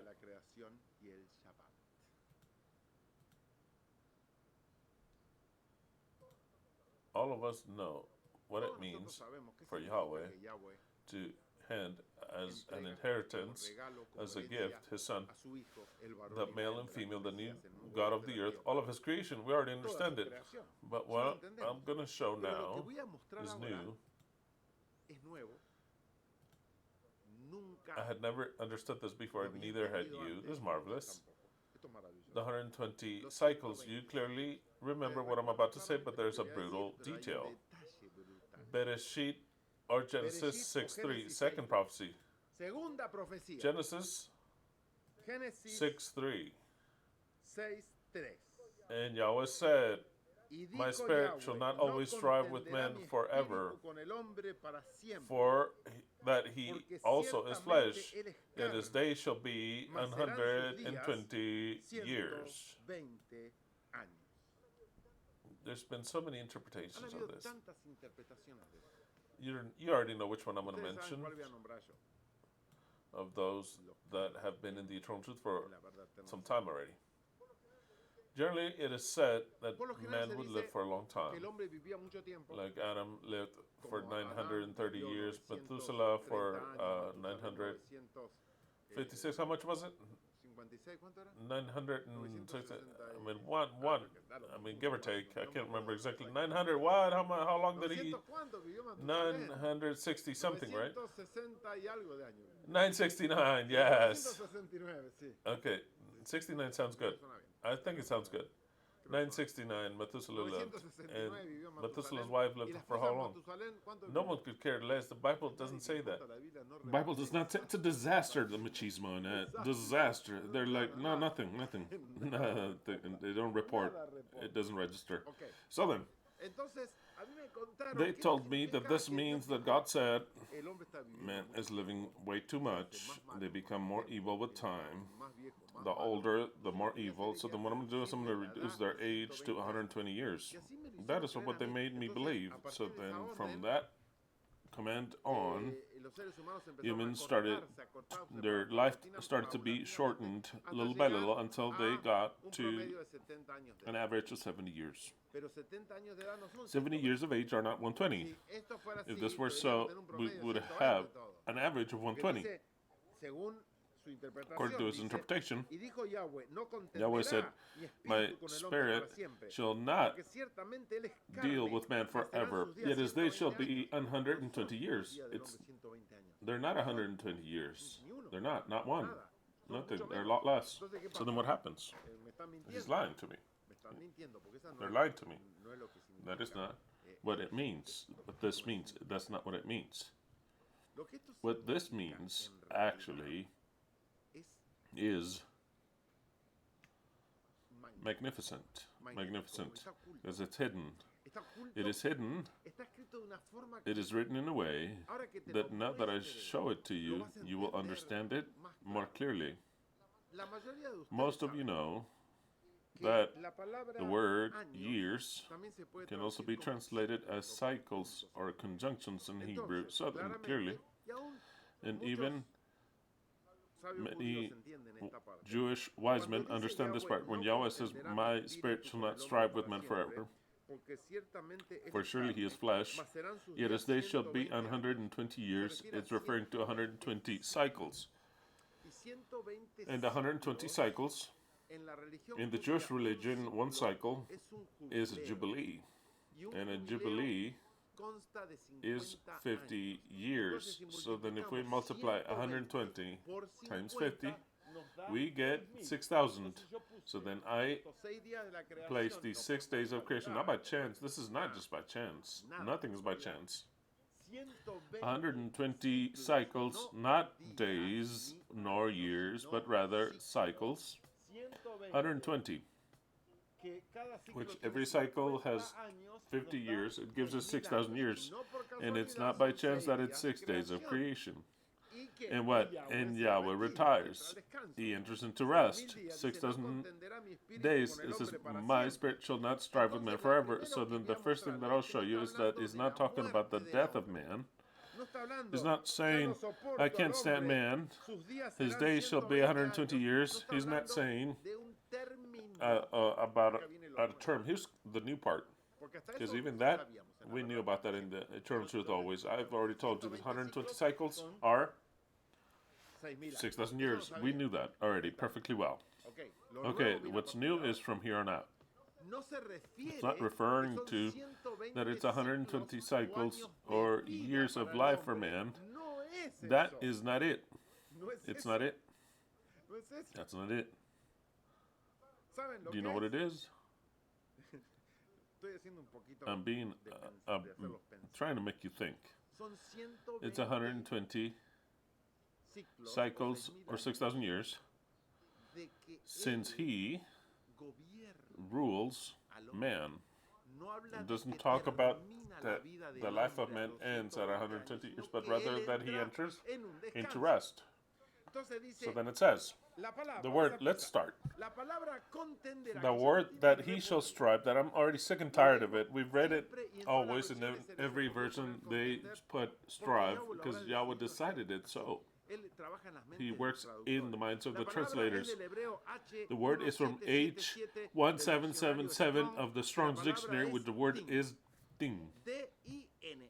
D-I-N. H1777. And that, it says, do you know what the direct meaning of the word is? Direct, the most direct of them all, not the one that the translator thinks it is. It's not to strive, it is to rule. So then everything changes. And then Yahweh said, my spirit shall not rule over men forever, for surely he is flesh, but his days shall be, or his days under my government shall be 6,000 years. It's marvelous. Yahweh is saying the same thing that he said in the prophecy of 6 days. This is another prophecy. This is my government over man will be of 6,000 years, and afterwards I'll retire. I will not rule man anymore. I want to read more about the word din. To rule. By implication, to judge. So then, is to rule or to judge, also to strive, to contend, execute, judge, minister, judgment, plead, strive, and strive. I'll give you just one example. Most of the translations, they always put judge. If you look up that word, do that exercise, there are many texts that is judge, judge. They never say to strive. Here they say strive, these sons of bitches, not anymore. But I'll read one sole text. It's Zechariah 3:7. Zechariah 3:7, which uses the same word din. Zechariah 3:7 says, "Thus saith Yahweh of hosts, if thou wilt walk in my ways, and if thou wilt keep my charge, then thou shalt also judge my house." There it doesn't say, then you shall strive over my house. It doesn't say that. Because the word is not to strive. The word is to rule, to judge, to dominate. That is what the word is. So then, to strive, they've confused us of what this means, which is fine, because the Bible is concealed. So then, this word din, they said here, and you shall also rule my house, and keep my courts, and will give the places to walk among these that stand by. This is just an example of word din. You can look for a whole quantity of it. It is not to strive with. So then what is he saying? What he's saying is that on top of it being concealed, it is very, very encrypted. Then Yahweh said, my spirit shall not rule, my essence, my person will rule man, not with men, but it's not to strive with, but to rule over. I will no longer rule man. I will not rule over them forever. That is where we start off perfectly well. So it's not going to be an eternal government of God the Creator. No, he says, no, don't even think about it. That goes against what the Jews understand, what the Christians understand. It goes against what the Muslims understand, of course. Because they don't understand anything. Only lies was the inheritance of our fathers, nothing else. Yahweh says, look, I want you to understand this clearly. I'm going to create everything in 6,000 years. In the 7th year, I bless men and women, and I leave them out of here. I retire. And somewhere else it says, look, I'll make the great effort of ruling, judging man for 6,000 years. But it won't be forever. It'll be for 6,000 years. Don't even imagine that it'll be forever. My not strive. My spirit shall not rule man forever. Don't even imagine that. There's no government of God the Creator forever. No. He says that is not the plan of creation. The plan of creation is to hand it over to man, prophetically speaking. Not man that has lived during the 6,000 years. The prophetic man. That male and female created in the image of Yahweh.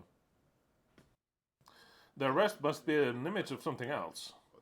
It's something else. The beast, the Talmud, other images. But the man created in the image of Yahweh is man and woman, prophetically speaking. It says, don't get the idea that I'll rule you forever. No, guys, not forever. Because surely he is flesh. That flesh, he doesn't want to say that we're just flesh, but humans, because you're humans. That's what he's saying. Another level that I'm speaking to you. Is not saying because we're flesh. Yeah, we're flesh, and we're going to be flesh. We don't want the spirit. We don't want the spirit. No, we don't want that. We want to be humans. We love flesh, but we want an eternal flesh. We like to feel flesh. We love the sensation of flesh. We love our bodies. But what we want is for them not to ruin, but to be eternal. That is the only difference. So then, it says because you are human beings. That is the reason.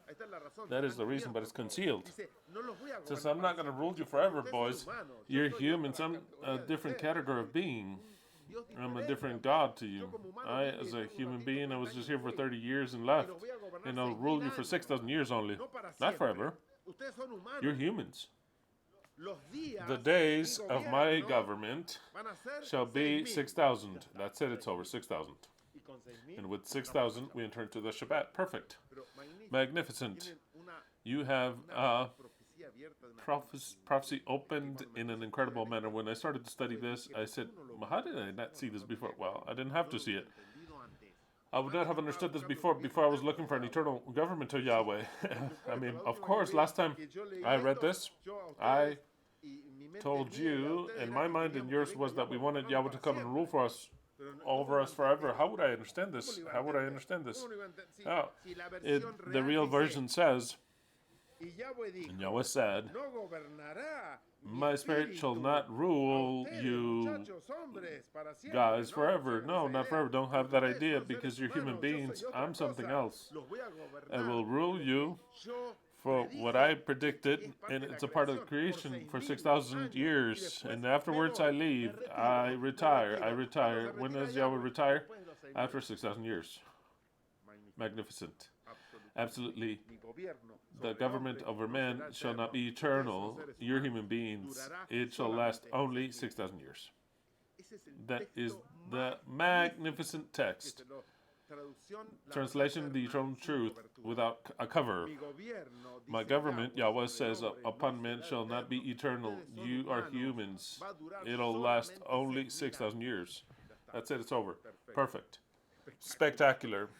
Just like that. Spectacular. I mean, what else do you want me to tell you? Spectacular. Really magnificent information. Now, moving on to another prophecy. The 70 weeks. The 70 weeks are complicated, but I'll give them very quickly. Very quickly. Why? Because that fixates us exactly in what part. Because until now, we know that it would last 6,000 years. Until now, we know that the government, that He would create everything 6,000 years, and that the government of Yahweh would last 6,000 years. That information doesn't really tell us in what part we're in. Then I saw a whole bunch of videos that says, you knew, and you sent me, did you know that they stole 500 years? Because all the insanities that there's ever been, they exist on YouTube. So then they say, because man deleted 500 years that don't exist, so then we should really be in 1500s and blah, blah, blah. A whole stupidity of things. And you could be, that you yourselves said that there's 500 years that they added that actually we're not in the year 2025, that we're in, like in 1525. Because there's a period in history that don't exist, that they made us believe that existed. And stupid things. Well, what I'm teaching today, I'm demonstrating absolutely how wrong you are. Because I'm going to have prophecies of times of 6,000 years. It's already 2. Now I will read a prophecy and explain quickly. This prophecy is based exactly in the exact time where it had to come in what part of the 4th day, the sun, to die and leave, and everything within the 4th day. He couldn't go into the 5th day under any circumstances. He could go into the 5th day, but rather the sun would shine upon the 5th day, even if for a second, and it cannot be. The sun had to appear, shine, and disappear on the 4th day, not the 5th. So then here comes the 70th week. I'll read quickly in the Kadosh version. Daniel 9:24.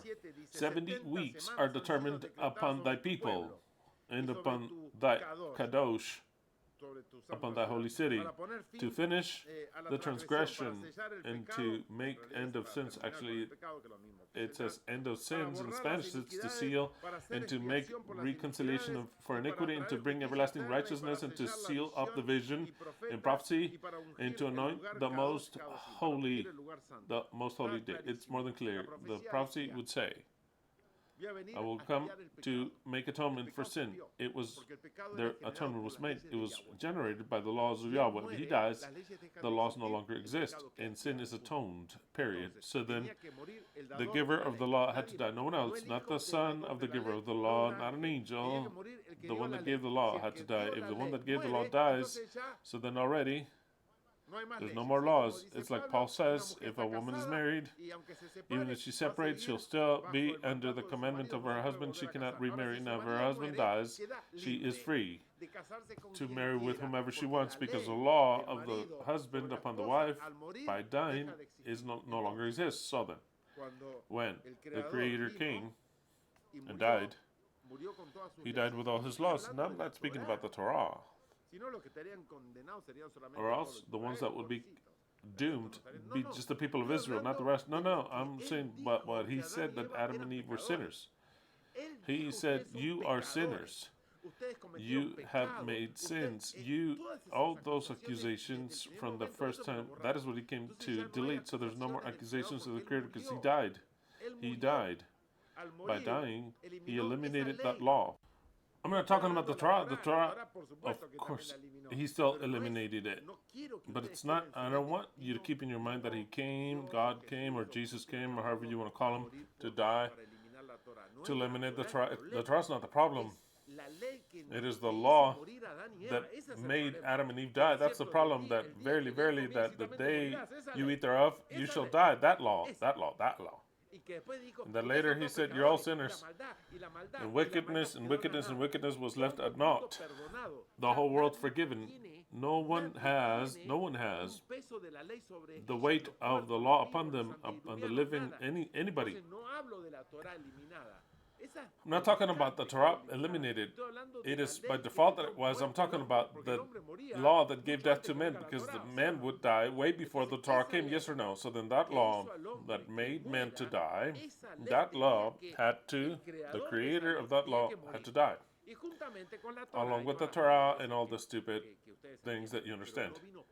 But he didn't come because of the Torah. I want to record that to be intelligent, but he didn't come because of the Torah. He came for the law that he gave us death. The day that you eat of that tree, you shall die. That one, that law. And all the rest that come in conjunction. So then, by the giver of the law coming, everything was annulled. That's what it says here. To delete iniquities. There's no more iniquities. There's nothing to pay.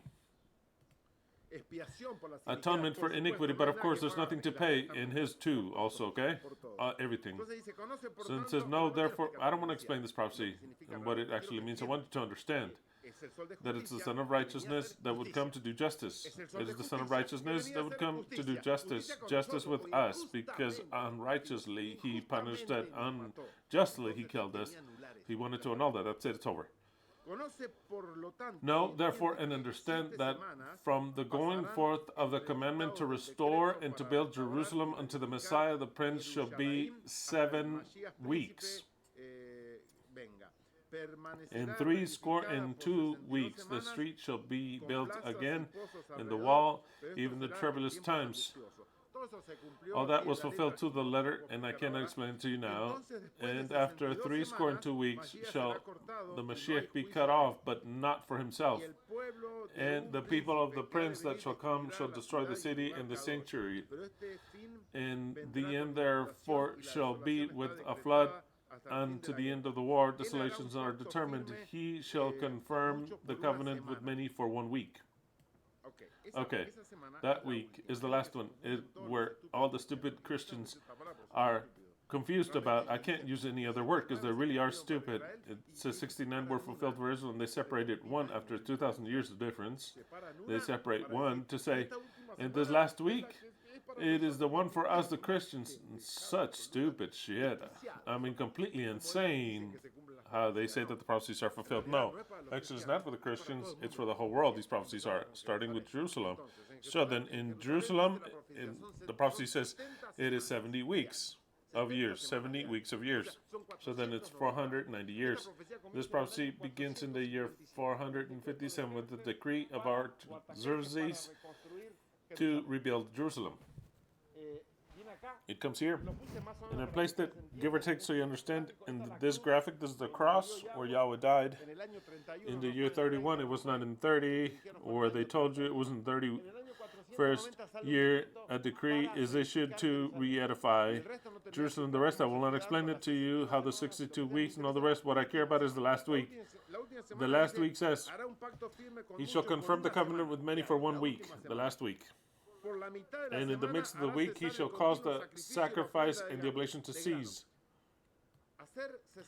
to cause the sacrifice to cease is that it would have no more sense, because after that death they still sacrificed for a time, but it made no more sense. So then all of their religion, he demolished it. Yahweh did, by him coming as the central figure and to fulfill Pesach as the Lamb announced. He demolished their own religion. That's why we don't follow Judaism nor anything. There's no religion that is worth anything. There is no religion in this world that is worth anything but to destroy your life, because Yahweh came and he destroyed the religions. He destroyed them.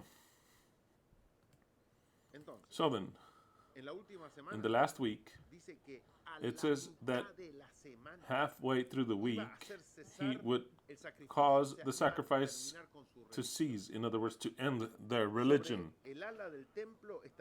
And over the overspreading of the abominations, he shall make it desolate, even until the consummation, and that determined shall be poured upon the desolate. Okay. During this last week, it says that it's 7 years. One last week, 7 years. In the 7 years, halfway, he would die. Well, that last week begins in the year 27 after Christ, of course. In the 27th year, in the 4th millennium, but of course, Anno Domini. Okay. This is Greece. Well, we'll place this a little bit over here. 490 precisely ends here, and this ends here. This is a line here.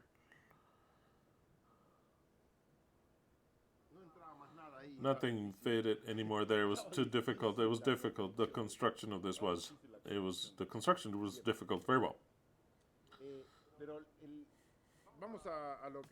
But let's go to what I'm saying here. In the last week, that it is of 7 years, begins in number 27, and it ends in 34. Halfway through it, it's precisely the year 31st, Pesach.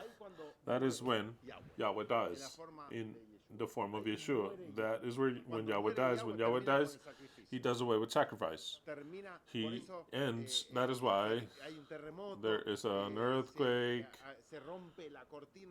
The curtain of the most holy place is ripped open. It was an abomination to them. The most holy place that nobody could look upon was exposed. The curtain is opened. Why? Because that religion no longer exists. That ridiculous religion no longer exists. No more. Judaism no longer exists. No right of Judaism is worth anything. Nothing. Zero. Zero. Yahweh destroyed that religion like all the rest, which would arise. They are beasts. Are you a Christian? You're a part of a beast, a Christian beast. You don't practice any religion that will take you anywhere. Every Christian, every Muslim, every Jew, every pagan will kneel down before the Messiah, saying, only lies was the inheritance of our fathers, vanity to which there is no avail, fetters men that makes themselves gods, and they're not gods. That is what they'll say. That in every version they'll say the same thing. So then, if you're Christian, you have to come out of that false religion, because every religion is false. There is not one that has anything of truth. It's false, absolutely false. Yahweh killed the religions here, and he created beasts to continue to deceive. That is true. And to continue to dominate, and Yahweh dominates the world through the religions. In case you didn't notice, all of the beasts are politically religious, all of them. How does Yahweh dominate us? Through the religions. That is why the religions, the Messiah destroys them entirely. Pharmakeia is a religion, science is another one. Okay. So then, this shows us, let this be very clear, in order for this prophecy, because it is very highlighted in the history that in the year 457, in Ezra, you can look for it, the decree, Ezra 7, chapter 7, Xerxes calls out a decree to allow certain people of Israel to go and build or rebuild Jerusalem. From then on out, this prophecy comes out that would last 490 years. And this prophecy ends in the year 34 AD. If we look in history, everything that took place when Yahweh dies in number 31. Number 31 indicates the last day of the fourth millennium. We're not talking about being in the midst of the fourth millennium, nor are we saying in the beginning of the fourth millennium. We're at the end of the fourth millennium. In the fourth millennium, the Son of Righteousness had to show up. So then the Son of Righteousness shows up, and the Son of Righteousness also disappears in the fourth millennium. He does not invade the fifth millennium. That's why the year 31, historically proven, it was when Yeshua, who was Yahweh in a human form, dies. He shows up before, shines, and dies. That takes place during Pesach of the year 31. Last day of the fourth millennium. In order to get to Aviv of the following year, which would be the year 32, the fifth millennium begins. So then this prophecy marks exactly that from the year 32 on out, we shall live 2 more millenniums and we enter into the Shabbat. Without any further ado, it highlights that. Highlights from the year 32. Anno Domini is the first day of the fifth millennium. Second day will be the year 1032, which would be the day entering into the sixth day. 1032 is where the fifth millennium begins, 32, and in 1032 is the sixth millennium. The seventh millennium begins, for sure, in the year 2032. 2032, the Shabbat begins.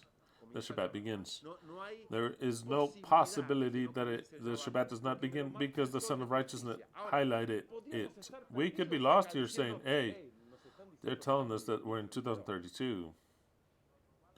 They stole, I'm not going to say 500 because that would be crazy. I'm going to say 100 years that they stole. They stole 100 years. Instead of being in 1032, we're 1932 because somebody, because of the Illuminati or whatever, they changed the calendar and they lied to us. And we thinking that we're in 2032, we're in 1932.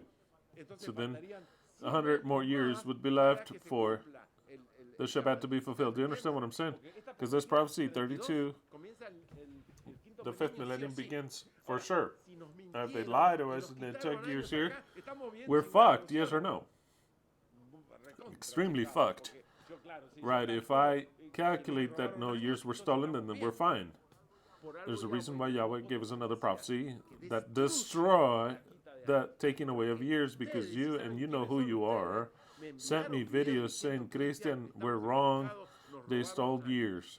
That's a lie. It's all bullshit. It's all a lie. Complete insanity. People have nothing else to do than to make up with conspiracy theories. That's the way it is. That's the way it is.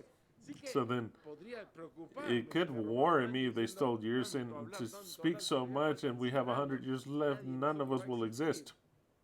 It isn't so. The date is precise. We're in the year 2025. About to leave 2025 a little bit, and we're in 2026 for real. Just like that, real. And now we move on to the following one, 70 years. 70 years. This prophecy already talks to us that it's impossible that they have stolen years. The 3 prophecies left, which are the 70 years, the fig tree, and the 7 kings, demonstrate, every one of them, that they did not steal from any years from us. That all the years are very well counted. That we're not stupid idiots thinking that we're in 2025 while we're actually in 19 or 1500. No, we're in 2025 for real. And we're in the last moments of this millennium. 70 years, the cup, this prophecy, but of course, no religion that are no good interpreted them or have the possibility to. Jeremiah chapter 25, you know this perfectly well. Let's go there quickly, of something that took place that had never taken place in all the history of the earth, and we lived it. Incredibly so. We lived it. But of course, when things happen, we don't give importance to them. We did. But the world didn't even notice what takes place. Like in the days of Noah, they didn't know. They didn't have an idea. The same thing's happening now. All these prophecies that are fulfilled, and that nothing on earth has ever happened that way. The people saw it, they lived it, and did not understand it. Jeremiah 25:11-38. This whole earth shall be placed in ruins and astonishment, and these nations will serve the king of Babylon 70 years. Having understood that it's not talking about Babylon, the archaic historical empire, that it could be talking about something that it was going to happen in Babylon. That's not the idea, though. Yahweh left the scriptures as a prophetic guide. It's talking about the prophetic Babylon, and the prophetic Babylon is the great beast. Who's the great beast? It's Israel. So then it says that Babylon,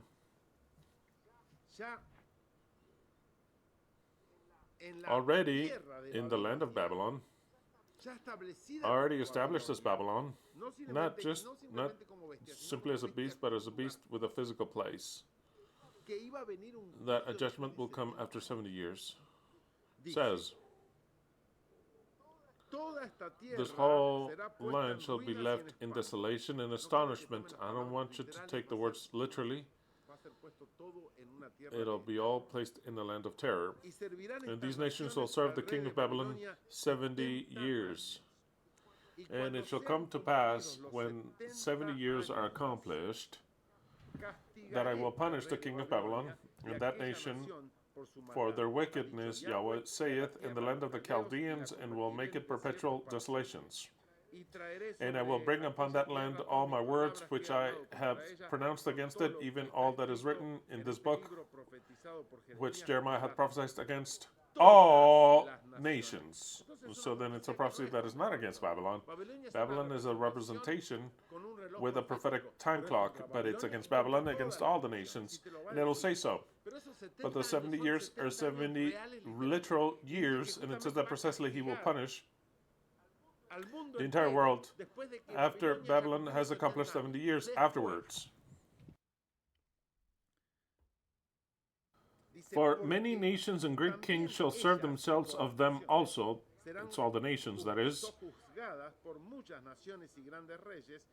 And I will recompense them according to their deeds, and according to the works of their own hands. 15.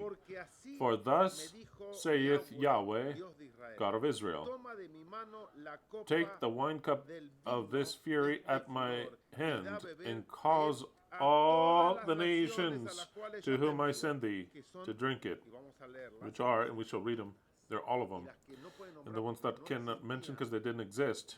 It says, and the rest of the world. Okay, what will take place? It's a prophecy of time. When Babylon accomplishes the 70 years, the world would drink a cup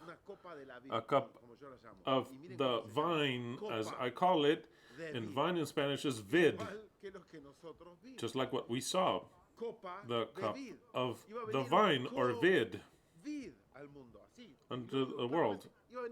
I'll say it clearly, it will be the cup of vid unto the world, and everyone would say, I don't want to drink of that cup, I will not drink it. And Elohim was going to say, you're going to give it to, make them all drink. Jeremiah, the Jew, represents the beast. The beast is the one that makes the cup to drink to everyone. The beast is the one that rules and owns pharmakeia. The pharmakeia presents this, which took place in the entire world,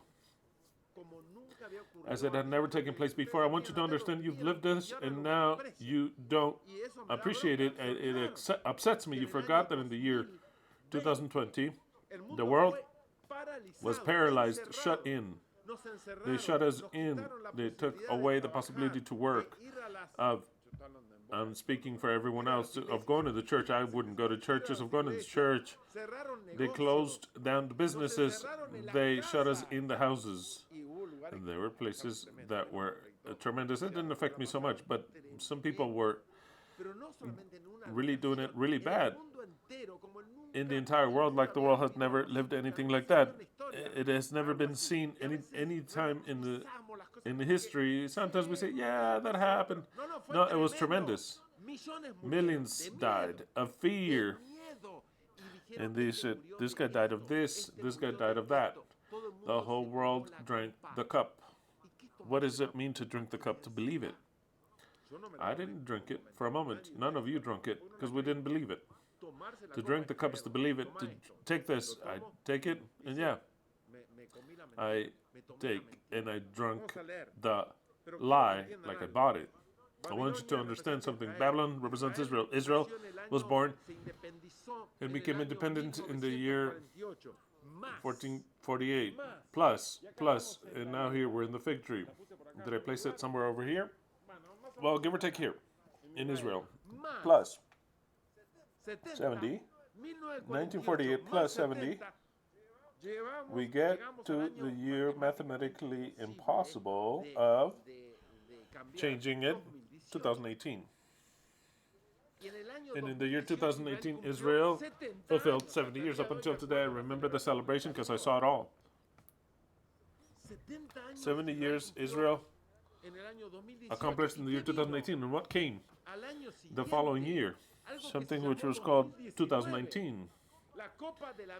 The cup of wine 2019. It bore that name. Impressive. But it was not a year before. It was not 3 years later. It came immediately when he fulfilled 70 years. 2018, 70 years, 2019, they were selling the cup to the whole world. And he lived there for 2019, 2020, 2021, and up until today, they still drink it. Because they believed it. And they drank the last drop of it. That is what took place before our very eyes. And in this prophecy of Israel, which Babylon, when they fulfill 70 years, they would drink the cup.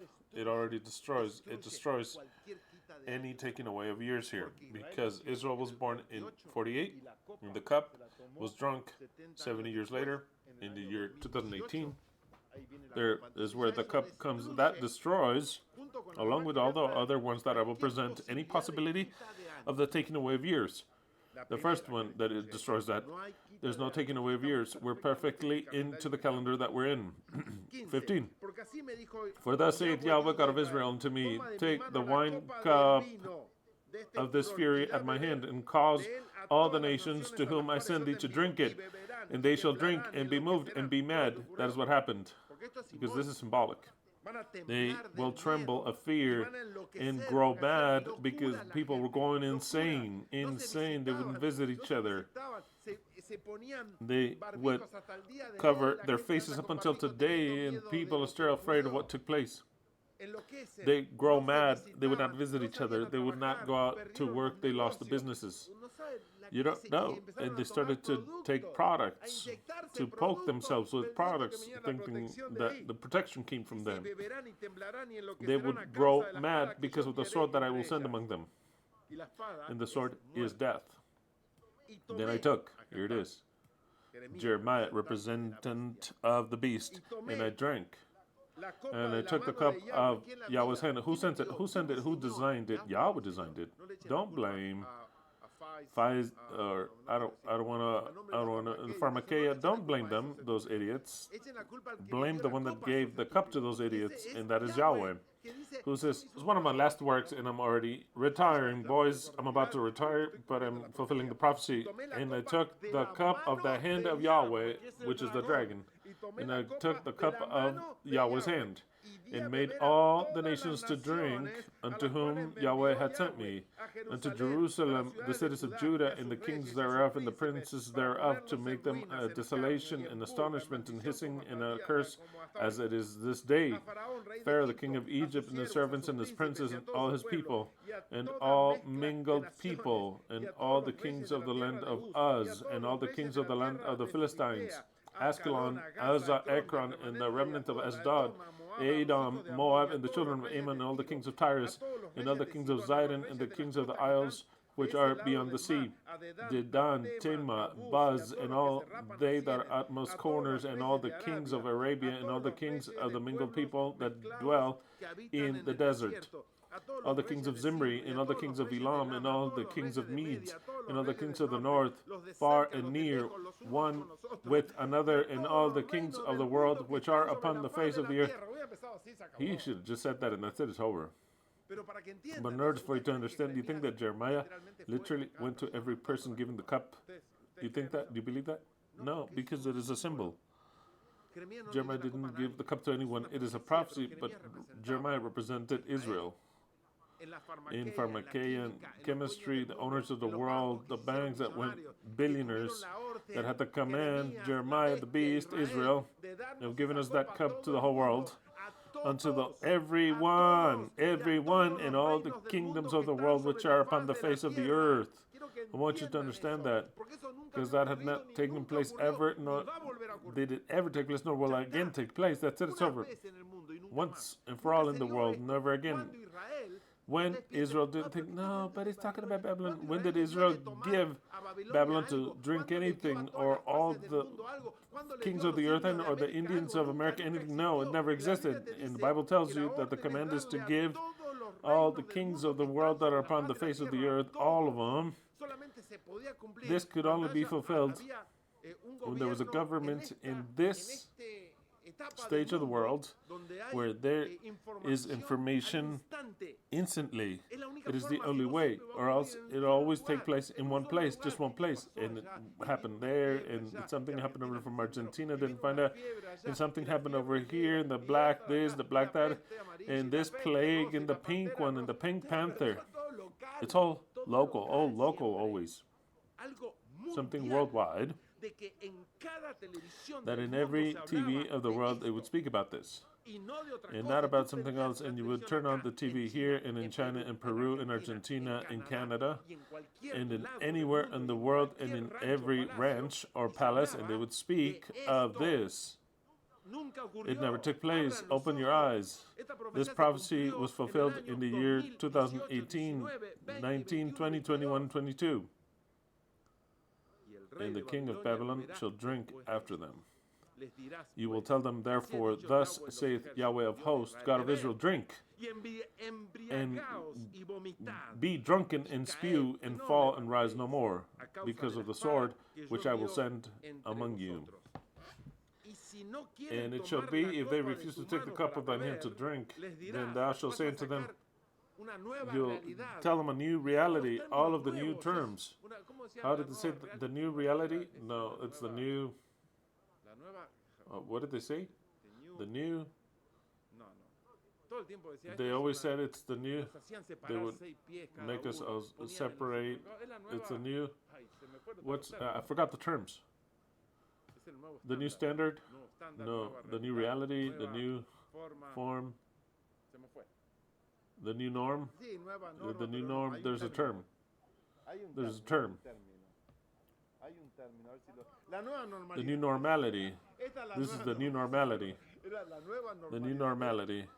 The new normality. They said, what is this? You have to be separated. And in the markets, they said 6 feet here, 6 feet there. The new norm. The new norm. The new norm. The new fucking norm.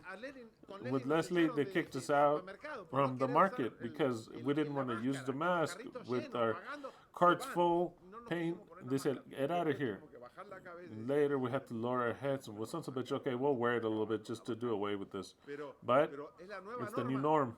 The new norm. It's all the new norm, the new norm. And of course, and if they will not take the cup of the hand to drink, you shall say, and thus saith Yahweh of hosts, ye shall certainly drink. So then the beast,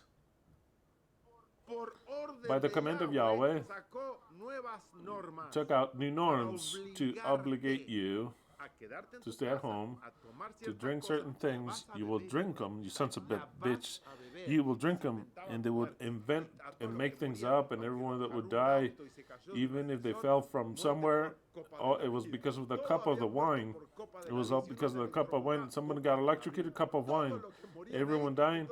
They said, oh, look at all the people who are dying because of the cup of wine. Everyone was dying because of the cup of wine. They were all obligated to drink, all of them, except for those that are with the eternal truth. From the very instant that I told you, this is a lie. It's always been a lie, an absolute lie. Because we had learned the secret, which is called the new medicine. That is what we had learned. For lo, I begin to bring evil on the city which is called by my name. This is, look, if in the city in which my name is invoked, Israel, the U.S., Christians, don't you worry. If in that city where my name is invoked, I start to do evil, who does evil? Is pharmakeia. God save us. No, God was imposing that on you. They don't notice. Christians like, they don't allow us to worship God. Worship whom? You idiots. God is the one that is shutting you in and making you drink the cup, you idiot. They won't notice. You may notice because we're at a different level. This is something else. Absolutely something else. God gave the cup to drink to the whole world, especially the religious. And when I speak about religious people, the religious people and those who love science, they're the religious people. The flat earthers, they all said no. Just like that, no. It was something automatic. Those who believed in the flat earth, they said, this, they're lying us all over the place. They also lied to us here, evidently. And you say that the flat earth is no good. It was good enough to protect all those who believed in the flat earth. We didn't believe anything. And also not the followers of Hammer, evidently. It says, for behold, that the city in which my name is invoked, I start to do evil, and ye be utterly unpunished. Ye shall not be unpunished, for I will call a sword upon all the inhabitants of the earth. Upon all of them, he brought the sword upon all of them, and he hurt all of them. Yahweh of hosts saith, therefore prophesy thou against them all these words. I don't need to read anything else. I don't need to read absolutely anything else about the prophecy, because the prophecy has been fulfilled to the letter. 70 years of Babylon. 70 years of Babylon brought the cup of wine which the whole world had to drink of. Impressively, when did that have to take place? In the moment in which Babylon exists, and Babylon no longer existed, and Babylon is Israel. 1948, 2018, they turned 70, they drank the cup, and the cup unto the whole world. Next prophecy. The fig tree, last generation, Matthew 24:32. In the Jerusalem 2001, Matthew 24:32 through 35, Jerusalem 2001. Now from the fig tree, learn this parable. You have to learn a parable from the fig tree. I want you to bear in mind that this story of the fig tree comes from before, when Yahweh came and he went to eat fig tree. He didn't have figs because it wasn't the time, and he came and he cursed it and dried it up. You don't only have to learn from this, but the parable of what the fig tree is. The fig tree represents Israel, and it says so there. Adam and Eve were naked, and when their eyes were opened, and they covered themselves with what? With leaves of what? Of a fig tree. What does that represent? It represents that the wickedness and sinfulness of men was covered, at least like a bikini, because how much does a fig tree cover, even if it's many? It covered the filth, quote unquote, the shame of man, he covered it with the leaves of the Torah. That is where the religions come from. So then, by doing the sacrifices, they covered the sin. Now, when Adam, I'll repeat this again, when Adam and Eve sinned, they found themselves naked. How do we cover ourselves? What protects us? They made themselves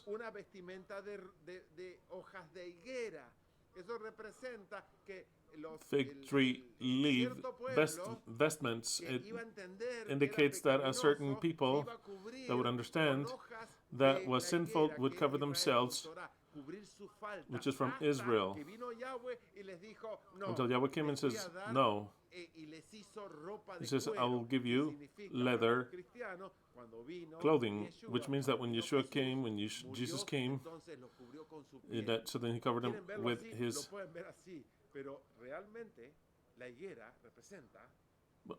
If you can see it that way, but actually the fig tree represents Israel. So then, it says, from the fig tree learn this parable. When its branches is yet tender and putteth forth leaves, ye know that summer is nigh. So likewise ye, when ye shall see all these things, know that it is near, even at the doors. Verily I say unto you, this generation shall not pass till all these things be fulfilled. So then, these things that must happen, they must take place in one sole generation. They cannot take place in two generations. The day we see the fig tree, there cannot be two generations. Because the parable of the fig tree and all the things that have to take place have to be seen in one sole generation. That's what it says. I assure you that this generation shall not pass. The generation of the fig tree, the generation that you see, that when you see the fig tree, that its branches are putting forth leaves, it's all cooked. I assure you that that generation will not pass. Not another generation passes, but no, not two generations with the fig tree. No. Who's the fig tree? Babylon, Israel. When is the fig tree born? In 1948. We were just seeing the fig tree. The modern world had never seen it. They had lost their city, their place, their territory in the year 100. In the year 70, they lost their temple. In the year 7, they were kicked out. And they did not come back to Israel. They didn't have a possibility until passing almost 2,000 years due to a command is that the return of Israel came. It took 2 world wars. The first one to take away the physical place to the Muslims, and the Second World War to turn them into a victim, saying they need a space and to create the space. It took 2 world wars with the only objective of creating the fig tree, nothing else. I've explained it already. I've explained it already entirely. There's no need for me to explain it now. 2 world wars in order for this prophecy to be fulfilled. And in the year 2000, 1948, as soon as the war was finishing, the Second World War of 1945, in the year 1947, the UN dictates that Israel has the right to live in that place. In the year 1948, Israel says, this is my territory, I am a new nation. No one takes me out of here. They are born and the fig tree is planted, and the fig tree would live for only 1 generation. And the Bible says that the generations are Psalms 90:10. The days of our age are 70 years. That is 1 generation. And if in the strongest, it's 80 years. With that and all, its fortress is toil, because soon they pass away and we fly away. Something that I've never said before. When we say 70, we don't say 70 precise, but the 70 and the 80s. And I have to say, and it's the 80s. It could be 81, 82, 83. And yeah, 70 years, 71, 72. When they say 80, it's 81, 82. It's the 80s. How long does a person live? 70 or 80? And when we say about the 80, it's the 80s. So then this fig tree cannot exist in a second generation. This fig tree is Israel. In the year 1948, they were planted and they started to be born, and they were born. In the year 2018, they were fulfilled 70 years. The cup of wine came in the year 2028, they'll be 80 years old. In the year 2032, they'll be 28, 29, 32, 74, 75, 74 years old. Because in 2028, they're 80. In 2029, 81. 2030, 82, 2031, 83, 2032, 84. We're perfectly well in the age, 84 years old. So then in the 80s, this generation, Israel is living the last days of their generation because they're in their 80s. That is a biblical generation. So then, what is this prophecy? This prophecy says, of the fig tree, learn the parable. This prophecy of the parable of the fig tree indicates to us that we are in the last part of the 6th millennium without any year having taken away from us. Another prophecy where they say no year is left. In the last part, the fig tree has to be born, and the fig tree cannot turn more than past one generation. So then we're perfectly well in the last generation, the only generation of the fig tree. And now we go to the last prophecy. It's been 5 already. Last prophecy. And the last prophecy is my favorite prophecy. I love it. It is the 7 kings. And the 7 kings, they're found in Revelation 17. I'll just read the part of the kings. It says, this is for the mind that had wisdom, not for any mind. It's for the kings. For kings, precisely. All of the apocalypse is for the Messiah. This was written. It is the wisdom that God gives to the Messiah. The people can read it. They won't understand a thing. They'll never interpret anything well, and it's not for them. And that's fine. It's a book of entertainment and of terror. It is a book of horror for the Christians, or a novel, but understanding nothing, zero. There's nothing in the apocalypse that they can understand.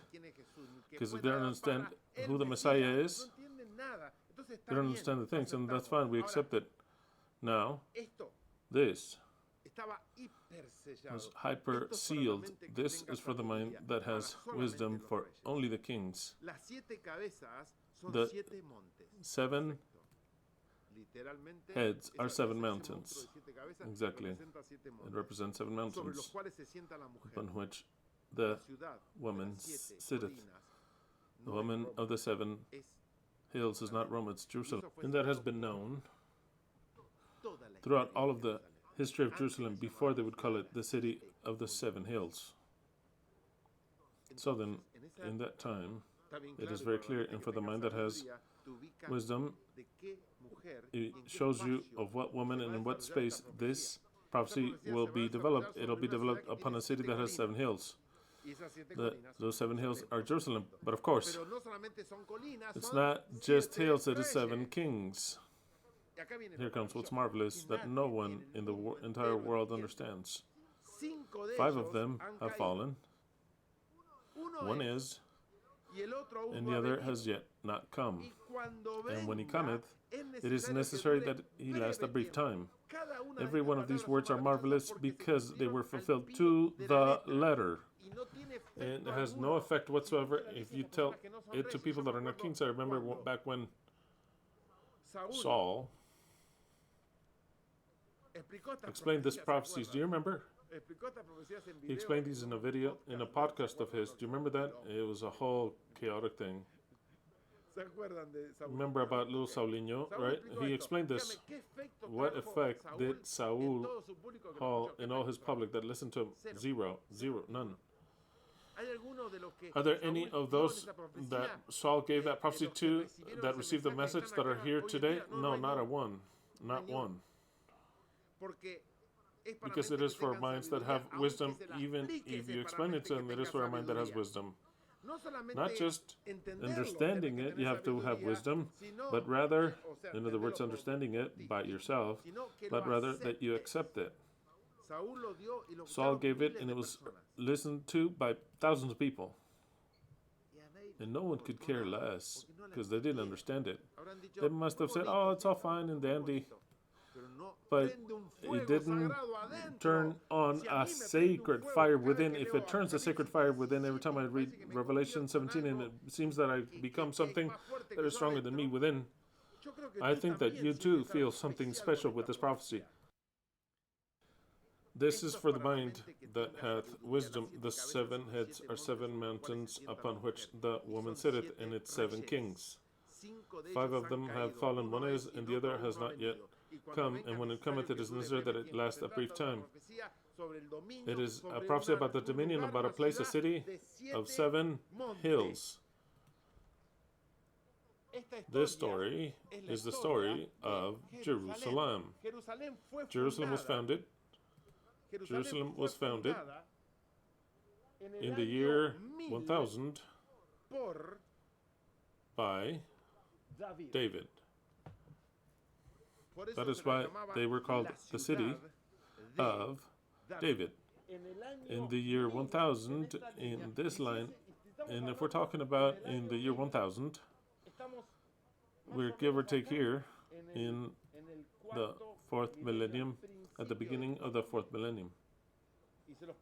And I placed it here, the kingdoms upon Jerusalem, so that you see that this prophecy entirely destroys, that they took years out. Don't even pay attention to someone that says, you see how they took years out? This prophecy with the ones that I presented, the 2 previous ones, it entirely destroys that they stole years. This prophecy will be about a physical place.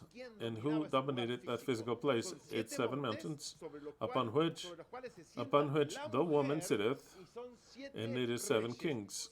5 of them have fallen. We start with the first king that dominated Jerusalem, which was the creator of Jerusalem, which was the King David, which created it and founded it in the year 1000, approximately the year 1000.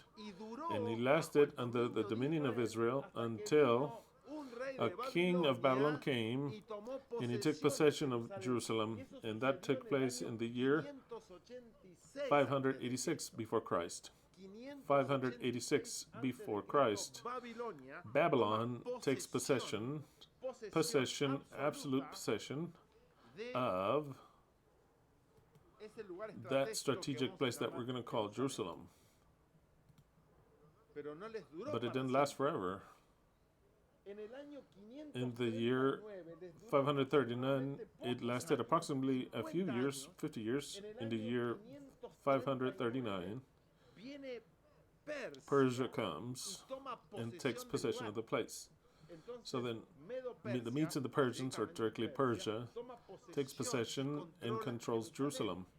And he controlled it for quite a bit of time until the year 332 before Christ, which Greece came along and took possession and controls Jerusalem. So then now we have 4 heads. The founder, Israel, which is David, the founder. The one that took it from their hands, the second head, that dominates the city, Babylon. The third head, Persia. The 4th head, Greece. In Greece, it lasted until Rome in the year 63.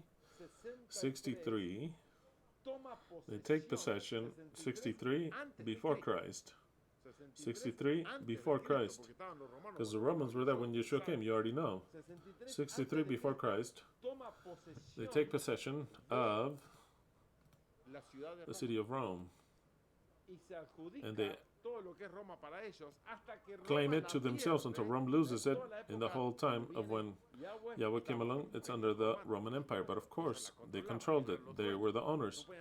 The Jews couldn't do anything. They had to ask the Romans that wanted to crucify this individual. But Rome loses it under a different power. But wait, the prophecy says, at first the prophecy says that I was taken to a desert place, means that it's desolate, empty, without many people. So then it places us in a special place in history. It places us because John is speaking to us. Yahweh speaking to us through John. That vision is for us only, for no one else. I want you to understand that. The medium of projecting the vision and writing it is John. God makes John write it to give us that prophecy to us. He has no more validity for anyone else, nor will it ever have it, because when all this is fulfilled, the people are going to say, oh, how beautiful, I want to know about the prophecies more. It's all been fulfilled. Now, from here on out, we're going to tell you what will take place, not the Bible. We will. We're the new God. There is a new God of the earth. The scripture of the old God is no more need. You can read it like history, but it's not that it helps you for anything. This prophecy of Revelation 17 was written for us and only for us. That's why no one else understands it, because it's for us. It's evidently. The whole book of the Revelation, even if it seems that what I'm saying is from a proud person, it isn't so. So then the prophecy says, this for the man that hath wisdom. In other words, this is for LVE. The 7 heads are 7 mountains, upon which the woman sitteth, and its 7 kings. 5 of them have fallen. So then John is taken to this time. From this angle, John is seen, and he's in a desert, and you will always relate the Arabs with the desert. The Arabs are related with the desert. Aside that the fact that Jerusalem was destroyed, it was a desert. We talk about Jerusalem, it was a desert, absolutely. So that because Rome ended up destroying it. Rome, before going away, they destroyed it. Not just destroyed it, but broke everything down. And they commanded them to fill everything with sand and plant, so that they wouldn't even know that a city called Jerusalem was ever there. That is what they did with Jerusalem. Not just abandoned it, but they plowed it and they planted upon it. That's why they had to dug it up to see where the fuck Jerusalem was. It wasn't easy until they found it. Okay. It was made a desert. That city of 7 hills was a fertile ground. That's how it was left. 5th, 5 heads have fallen, which is Israel, the original owner, Babylon, Persia, Rome. John is relating this prophecy from this angle here. It is very important because it's something that comes in the future, but they want to relate it from the 6th head. So then, in the year 638, the Muslims take Jerusalem from the Romans, and they have it throughout this whole time until the year 1917. It was the empire that Jerusalem had the longest. From 1638 Anno Domini until 1917, they had it for, let's say, for like 1200 and something years. It was the greatest owner of Jerusalem, the Muslims. That was the greatest master of all history of what Jerusalem is. It's the 6th head, and there, from that point out that is wider, that is where John is seen. So then it says 5 of them have fallen: Israel, Babylon, Persia, Greece, Rome. One is the greatest of them all, the one that had it the longest, which is the 6th kingdom, a kingdom of no one. The Muslims, the Arabs, different tribes, all Muslim, they were the ones that reigned upon this place. One is, and the other has yet to come. What is the other one? The 7th one. But of the 7th one, there is a characteristic that it's so impressive that if it had not been fulfilled that way, then one would say, well, you see, like, I don't know. Even if it had not been fulfilled, it would be impressive. The top part of it gives a characteristic that is fulfilled to the letter. It is actually, this is so clear, so absolutely magnificent and precise that we don't pay attention to it. It's kind of like, well, maybe you listen to me like you listen to me. Maybe you listen to other preachers, some stupid idiot around there. No, it comes with such a precision. After the 6th head, the Muslim desert, it says, the prophecy says, it is for you, and this prophecy is for me. It says, and the other, in other words, the 7th, has yet to come. And when he cometh, it is necessary, it is absolutely necessary for it to last a brief time. So then, a 7th one would come and would last a brief time. What is the characteristic of the 7th kingdom that lasts a brief time? And it is necessary for it to last a brief time. Why was it necessary for it to last a brief time? Because it could last a brief time because he couldn't care about it. No. For our wisdom, it says it is necessary. And I ask you, why is it necessary? The answer is because the fig tree has to be born. So then it's just a space of time that's regulated. So that in 1948 the fig tree is born. And how many years does that brief time have to last? The briefest of all the 7 kings. The briefest of all them all. And actually brief. How long is it actually brief? In 1917, the Ottomans, in other words, the Muslims that ruled there, they are defeated in the Jerusalem battle during the First World War. The British army takes control. Exactly. When the British army takes over Jerusalem in the First World War in the year 1917. That is where the Seventh Kingdom takes control. And the Seventh Kingdom is England. Seventh Kingdom. How long would it last? A brief time. Why? Because it is necessary. It cannot go past it, and it lasted exactly 30 years. 30 years. The kingdom which ruled upon Jerusalem during the least time, the shortest of all the kingdoms that would set foot upon Jerusalem, and precisely the First World War gave them the opportunity to England of taking possession as the Seventh Kingdom for a brief time. That's why also it was done immediately after the Second World War, so that due to that need be born the kingdom of Israel. So then it says, the other one has yet not come, and when it cometh, it is necessary that he last a brief time. The 17th of November until the 30th of December, the Battle of Jerusalem lasts, and generally Edwin Allenbyte enters Jerusalem on December 11th, close to these dates, December 11th of 1917, and takes possession of Jerusalem. But its command ends in May of 1948, 30 years later. What does the text say? The beast that was, and is not, is also the 8th, and is from the 7th, and goeth into perdition. The beast that was and is not is also the 8th, and is from amongst the 7, and goeth into perdition. The beast that was and is no longer exercising so much power will begin to exercise power, because from 1948 Israel took control of the world in every aspect, monetarily, pharmakeia, of power in every aspect, warlike, every aspect. So then the beast that was and didn't have much power goes back to do it. They are reborn. Where are they reborn? In the territory that had belonged to them. That's what it says.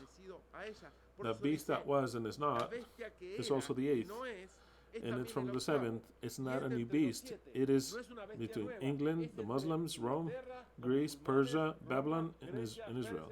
One of those 7 would again take over the kingdom. And who took the kingdom? It is more than clear. I mean, who takes the kingdom? It's more than clear. It's Israel. It is the fig tree. It is the 70 years of Babylon. The fig tree, Babylon, the beast that was and was not, and is again goes back to being. And what's interesting that it says is that the beast that was and is not is also the 8th, and is from amongst the 7. Of course, it was the first one, and it goeth into perdition. That's it. It's over. And goeth into perdition. It is determined. It's so determined, just as much that the 7th has to last a brief time, as determined like the beast will be born in 1948. Also, its destruction is determined. It's determined. It's already written. The prophecy is. It's inevitable, the prophecy is. All this was to the letter, executed to the letter. Do you believe that the last part will not be executed? If the other prophecies compliment you by saying it could last one generation, nothing else. And the generation goeth from 70 or 80 years, and then Israel goeth unto perdition. If you don't see these prophecies, it is because the spirit of LV is not within you. This prophecy is very easy to see once they show it to you. If that spirit, divine spirit, is within you. That eighth kingdom was founded on May 14th of 1948. The state of Israel declared its independence. May 14th of 1948, hours before the British command expired upon Palestine, the state of Israel was proclaimed in the territory by the plan of the UN, abolishing as the first measure the immigratory laws, and I don't care about that at all. But the prophecy goes on. Revelation 17, 12, and 18. Because all this, we saw it with our own eyes. All this that I'm saying, you've seen it. This prophecy of, it takes as a command, it destroys any loss of years. There's no loss of not even 1 year. If we're in 2025 of that Gregorian calendar, we're in 2025 with the Gregorian calendar. They didn't take away, didn't add. We're in that time. Because Israel was born in the year 1948. And in 2018, they turned 70. And in 2019, the entire world took the cup of wine. And they did also take the cup of wine. And the whole world, the whole entire world drank from it. And they started wars. Because the war of Russia to Ukraine started after, and the war of Israel destroying Palestine started after. And that does not mean that it's the last one. Any type of war conflicts can begin. It all started after they drank the cup. Revelation 17, and the 10 horns that you have seen its kings that have yet to receive a kingdom, but for 1 hour they receive authority as kings along with the beast. This is what still is missing. It is being fulfilled now, in other words. They have only one purpose. They will give their power and authority unto the beast. This, for me, has already been fulfilled. They already handed over their power unto the beast. The entire world is handed over to that beast. But they need this part. They shall fight against the Lamb, and the Lamb shall overcome them, for he is Lord of lords and King of kings. And those that are with him, they are called, chosen, and faithful. And there's something about this text that I'll explain, not today, but later. But that prophecy will be fulfilled. And who is the Lamb? It is the Messiah. I'll say it like that, the Messiah.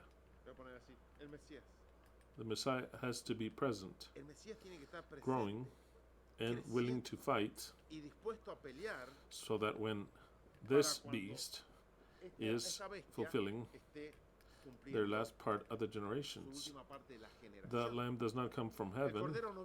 The Lamb is the Son of Man. Yahweh stops working, retires.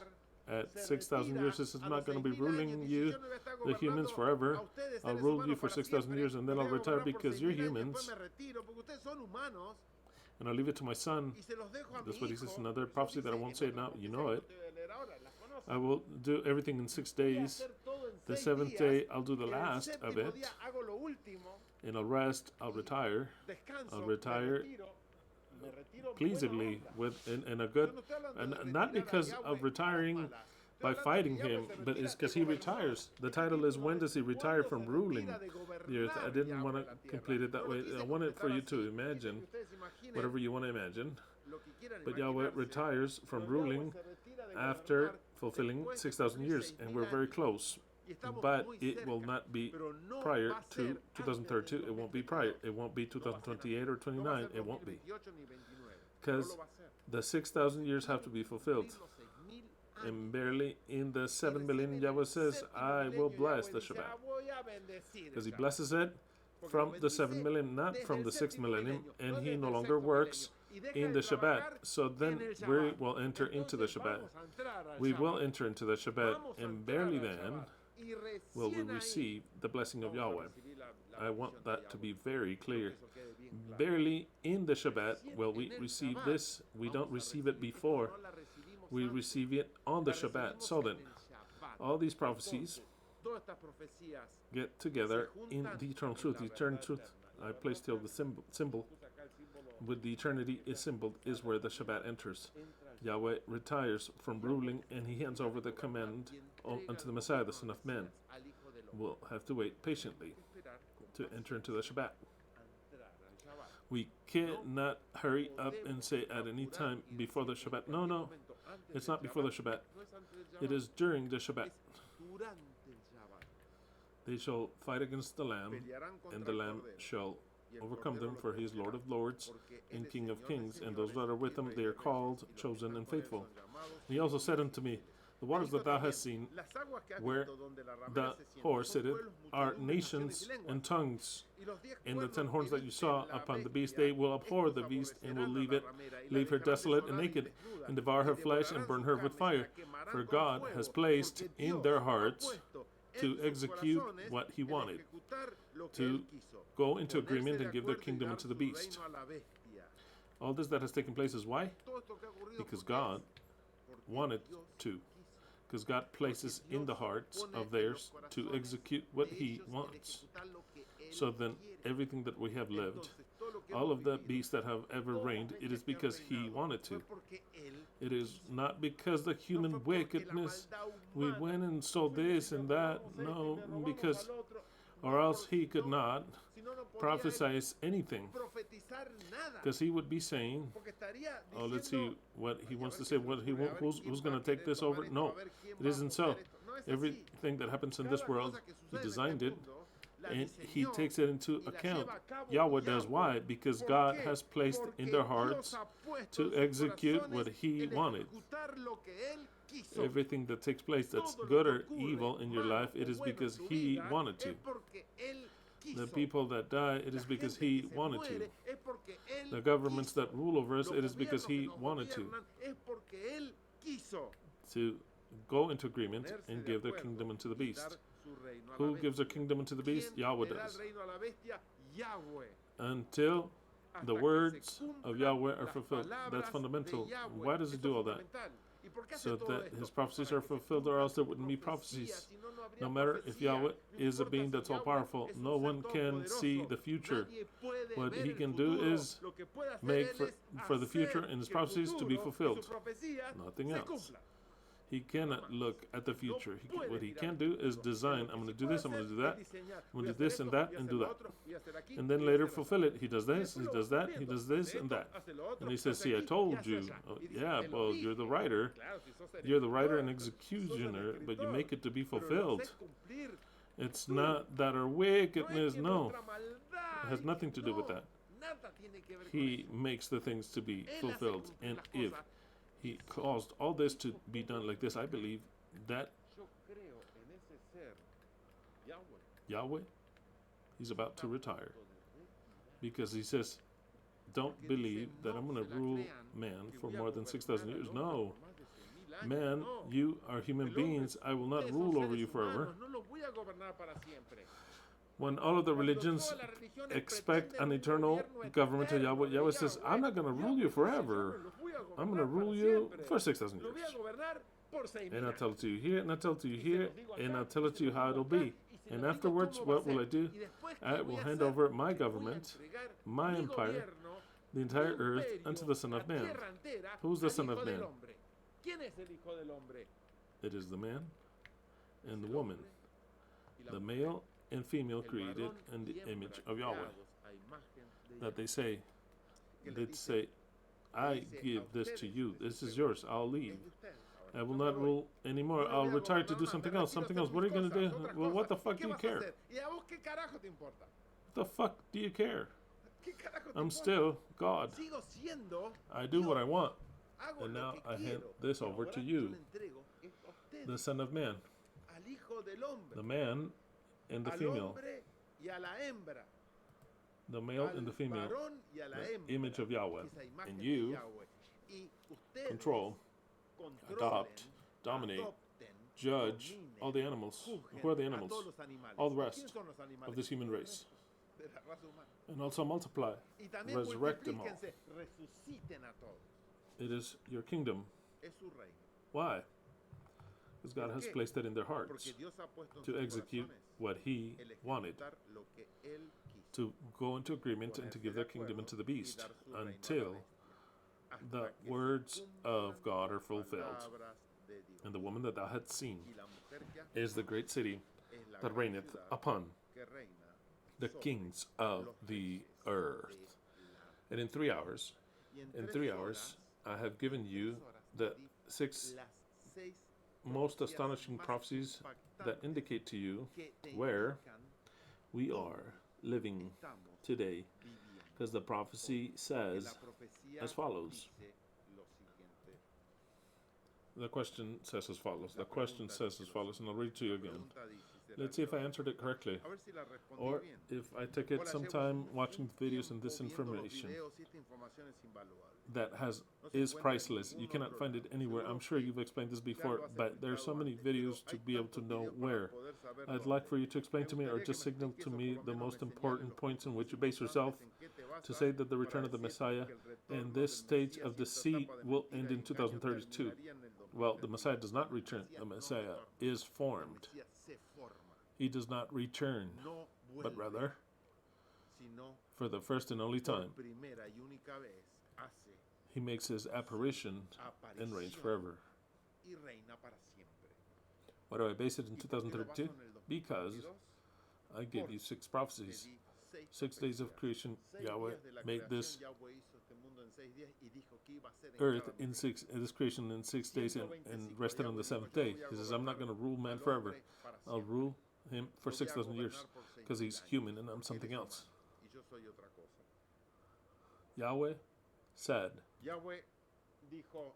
70 weeks of years I will give upon Jerusalem, and I'll end with the laws, and sin will end and expiate everything and make atonement for everything. I'm the Son of Justice. He appeared clearly in that time lapse of creation. When the king of Babylon, the new Babylon, turned 70 years, he said, I'm going to do something never before seen, and you'll never again seen it. I'm going to enclose the whole world and make them drink a cup. The cup is this disgrace known as the cup of wine 19. The cup of wine 19. When Babylon turned 70 years old. So then that I will do it in your sight, and you will be admired. You will see how the world reacts. Some will want to deny to drink it. Even presidents that deny to drink it, I'll make them to be taken out. They took 4 out. I'm saying this will not enter here. I won't enter. It will enter. Cardiac arrest. Disappeared. That wanted to stop the cup. No, you have to take it. You have to take it. All of you. And the last, well, not the last one, the fig tree. Yahweh says, in the form of the Messiah. The last generation will be marked by a fig tree. When you see the fig tree, know that this is ending already. And know something, that fig tree, and all the signs that I gave have to be given in one last and only generation. And the last prophecy that's so marvelous that I gave to you is the prophecy of who would rule over the city of Jerusalem, 7 kings, and of the 7 kings there would be an 8th. But that 8th one, the last one, was actually one of the 7, and it is a beast that receives power, but reigns to go unto perdition. So then, I hope that I have answered the question clearly, and also of all of you. I hope that these prophecies, you may know them by memory, or else you start to forget.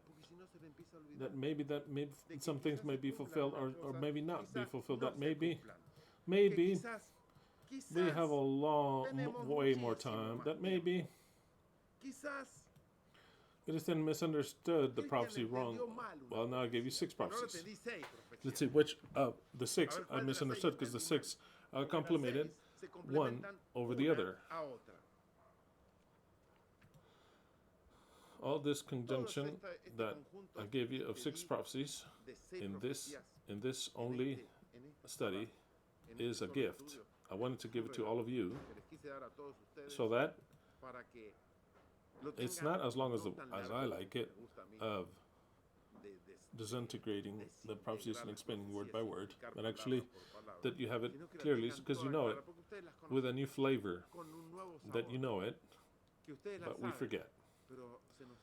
For you to review them and bear them present like a Hanukkah president. This Tuesday, Hanukkah finalizes, and this Friday at night, it's Christmas Eve, and we wish you a very, very blessed day of Christmas. Happy feast to whatever is left of Hanukkah. May it be actually a blessing. I hope that this Shabbat has been a blessing to you, like a gift for you, and that we think that the time that is left is a time only of formation of the Messiah. The Messiah does not have to be perfected. Take the word to be perfected. There's no perfection here. It is the formation and maturity. Up to the maturity, I like that a lot more, because none of us are perfect, nor do we want any perfection. When you look for perfection, you fail all over the place. Here, we want maturity, and the maturity is the time, precisely. And the time is, we're already at the doors of that time. I also would like to invite to all those who are new, who were not present last year in Yom Kippur, where we signed a document, the document that we signed, even if it didn't seem like it, it was the Declaration of Independence. We made a rite in Yom Kippur where we declared that all of the fault is Yahweh's, because Yahweh designed it so. And in that time, without knowing it so consciously, we were declaring that actually we declared ourselves independent of Yahweh, and we claim this earth as ours. Well, that constitution, we signed it. We called it the Constitution of the Eternal Truth. We signed it. All those who are listening to me now that did not sign that document, or that did not know it, doesn't matter. There's still time of adding yourself to a list. That is below, that is the list that is of adherents.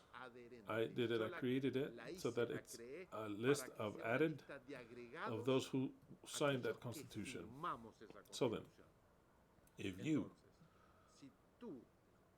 have found this message prophetic in one way or another, in one way that is logical, if you see it, or you believe in your heart that this message, then I invite you to sign and to add your name to this list of adherents, which add themselves to the Constitution.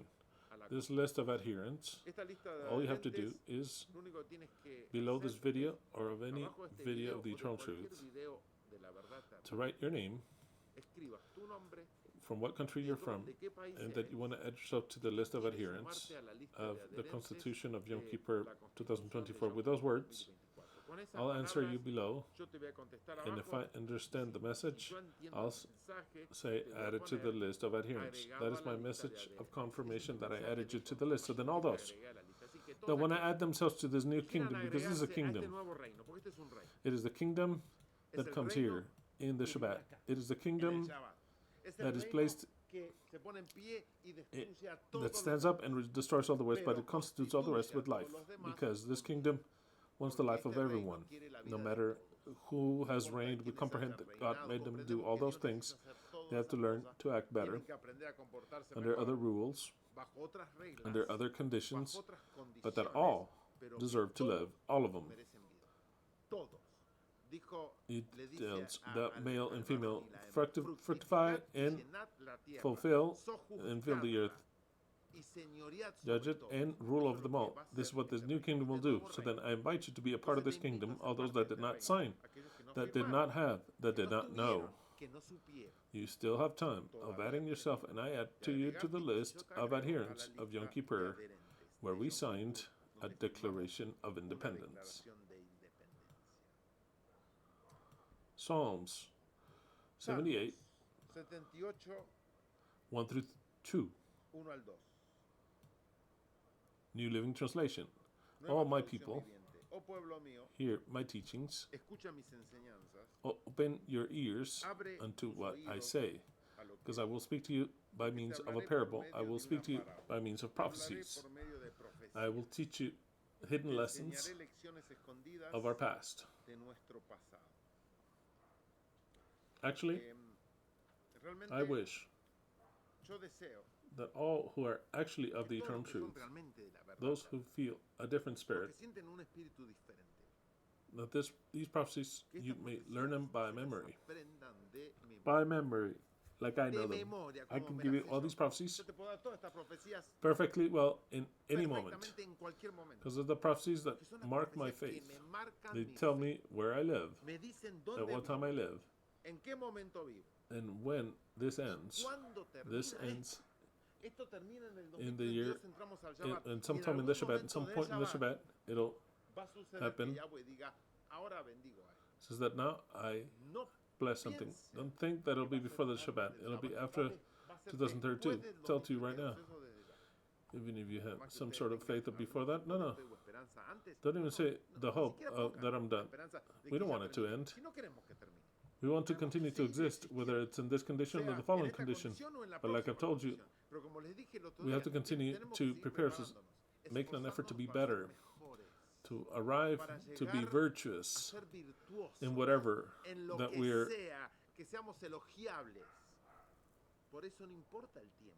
exemplary. It doesn't matter what happens. Doesn't matter what happens in the waiting time. It's not a waiting time. It is action what we take.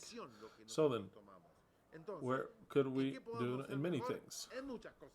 Don't waste time waiting. At least now, learn these prophecies, and you have to know in the time that we live in.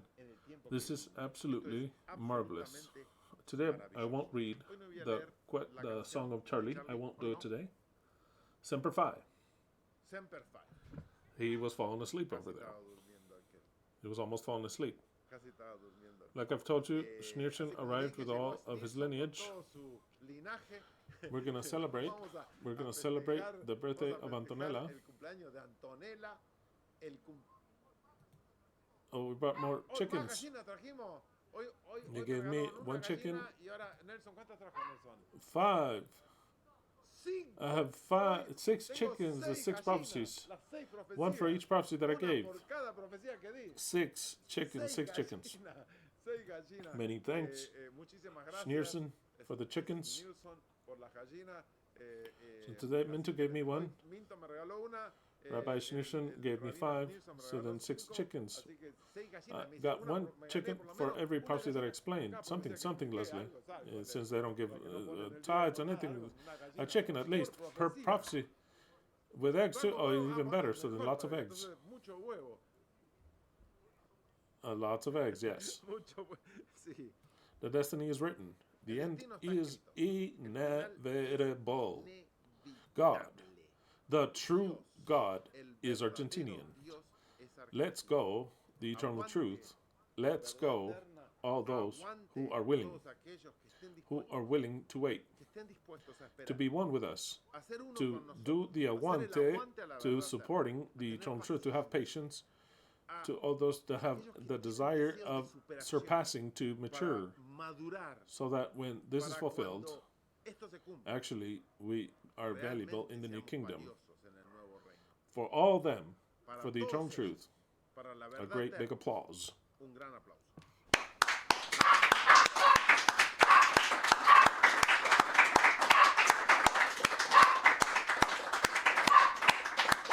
Do not forget Miguel, do not forget to give us a like. Do not forget to comment. Let the laurels be eternal that we knew how to achieve. Crowned with glory, let us live. Or we swear, with glory to die. To end this subject, there's nothing better than one last shot of this that Boca explains to us. It is felt in the neighborhood, in the tribune, in every throat that leaves their voice for these colors. It is people, courage, mystics. It is being together in the good times and in the bad times. This gin is born with that essence. The blue flowers that compose it, they reflect the Genoese soul, profound, loyal, and passionate. The intense gold of its botanical flavors evokes the glory. Won by nothing by effort, and the laurel honor, a story written with such feats unforgettable within and outside of the field. It's not just a gin, it is Boca to enjoy. I gave it to Leslie. Don't think that I'm going to share with you, not even to smell it. I gave it to Leslie. The ring, yeah, I thought about it, but I'll show it to you. To Leslie, Angelina, and me, I bought him this ring. It's spectacular because it is blue with a golden line in the middle. It's spectacular, precious. I give him this gift to all of them. That's spectacular. It's from tungsten. How do they say it? Tungsten? It's tungsten in English, right? Tungsten in Spanish. Tungsten, carbine. Carbine tungsten. It's a material that's pretty new for rings. It's not expensive, it's cheap, and it is so pure. It is well used. I'm not sure if it's called tungsten in Spanish. Tungsten? Tungsten? Because it's tungsten in English, tungsten carbine. And they are spectacular. They are extra rigid. They cannot be made small or anything. I bought this one blue and gold. It's so precious. But I had to do away with a shot with in front. For all of you that can't drink this, I brought this. You can't buy it here. I sent it to be sent from Argentina. And it's got such an aroma that it seems that I'm in the Boca field. Oh, wow. It hit me at first. To tell you the truth. To start to speak, because I took a shot, but I felt it all of a sudden. It's not that I got dizzy, but you see, it's not the same thing as to drinking 1 gram of alcohol. I get very happy. I hope you enjoyed it. The subject, it's our gift of us to all of you. I'm not going to have you taste it spectacular. Go and buy it yourself. But this is a gift for Leslie. It's spectacular. Long live Boca. Let's go, Boca. Let's go, the eternal truth. We'll meet again next Shabbat. I hope you have a very happy Christmas. A very blessed feast, that all the blessings of all us possibly arrive to all of you. This start to hit again. Let's go to the eternal truth. We should meet again next Shabbat. Enjoy Christmas. Enjoy these last 2 days of Hanukkah. And we shall meet again next Shabbat. Hallelujah to every one of you.